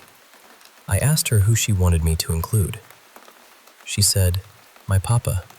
He has blue eyes, just like mine." And they do. They have the exact same shade of blue eyes. By then, I had shown her a few pictures of him, but they were mostly from far away. Not close enough for her to really notice his eye color. I know not everyone believes in things like this, and that's okay. But I really do believe children can sense more than we can. Their minds are so new. They haven't built all the walls we adults carry around. So I like to believe my daughter and my dad know each other somehow. Maybe not in the way I wish they could have. Not in the way where he could scoop her up and make her laugh, but in some quiet, beautiful way. And that thought fills my heart so completely, I don't even know what to do with it.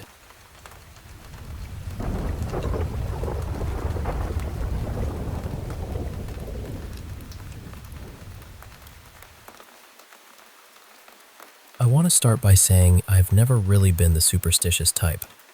I'm not someone who jumps straight to ghosts or paranormal explanations.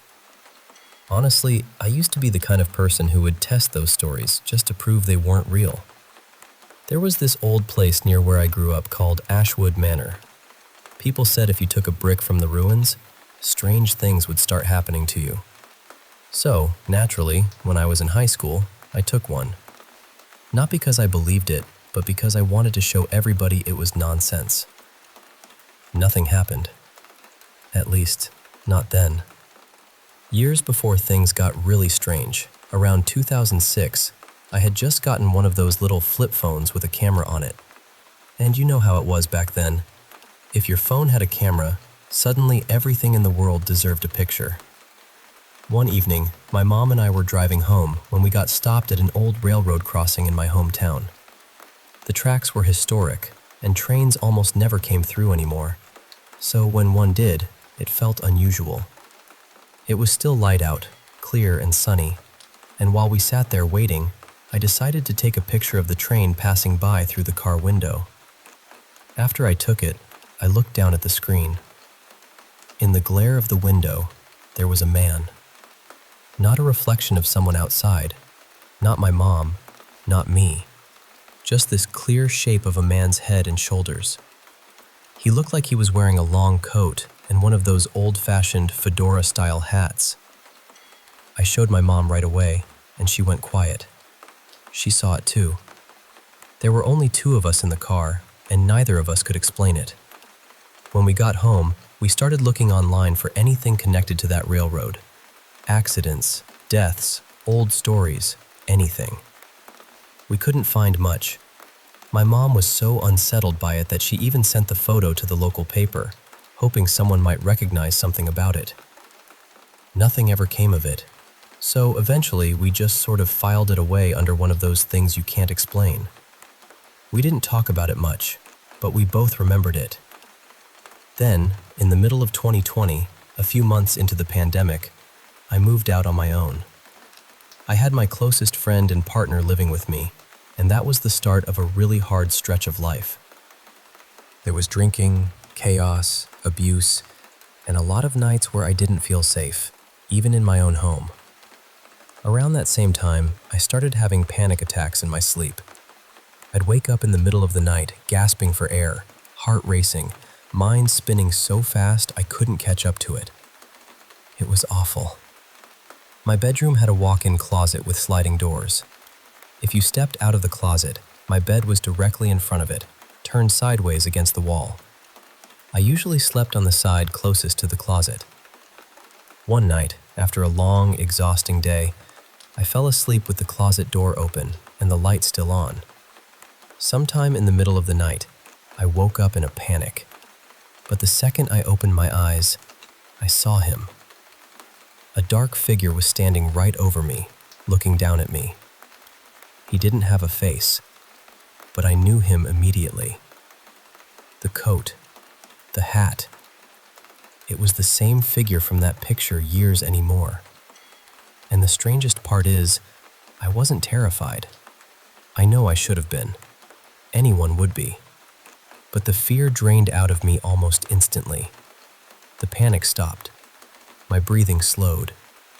I felt calm in a way I hadn't felt in a long time. It was almost like he was saying, "You're okay. Go back to sleep." And I did. I fell right back asleep and slept peacefully through the rest of the night. The next morning, I couldn't stop thinking about it. I told my mom and I told a couple of friends. I'm pretty sure everyone except my mom thought I was losing it. But my mom remembered the photo. She knew this wasn't just something I made up out of nowhere.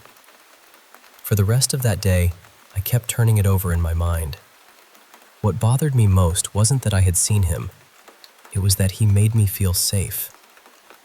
My mom used to tell my sister and me that everyone had a guardian angel. And for the first time, I wondered if maybe that was what he was. Maybe he had been there all along, quietly watching over me in some strange way I didn't understand. A few weeks later, I was listening to "Devil Like Me" by Rainbow Kitten Surprise, and when I saw the music video, I froze.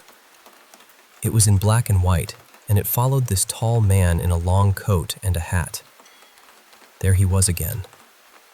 I know it was just a person in a music video, obviously, but it looked so close to what I had seen that it sent a chill through me. After that, I started searching online for stories about figures like him.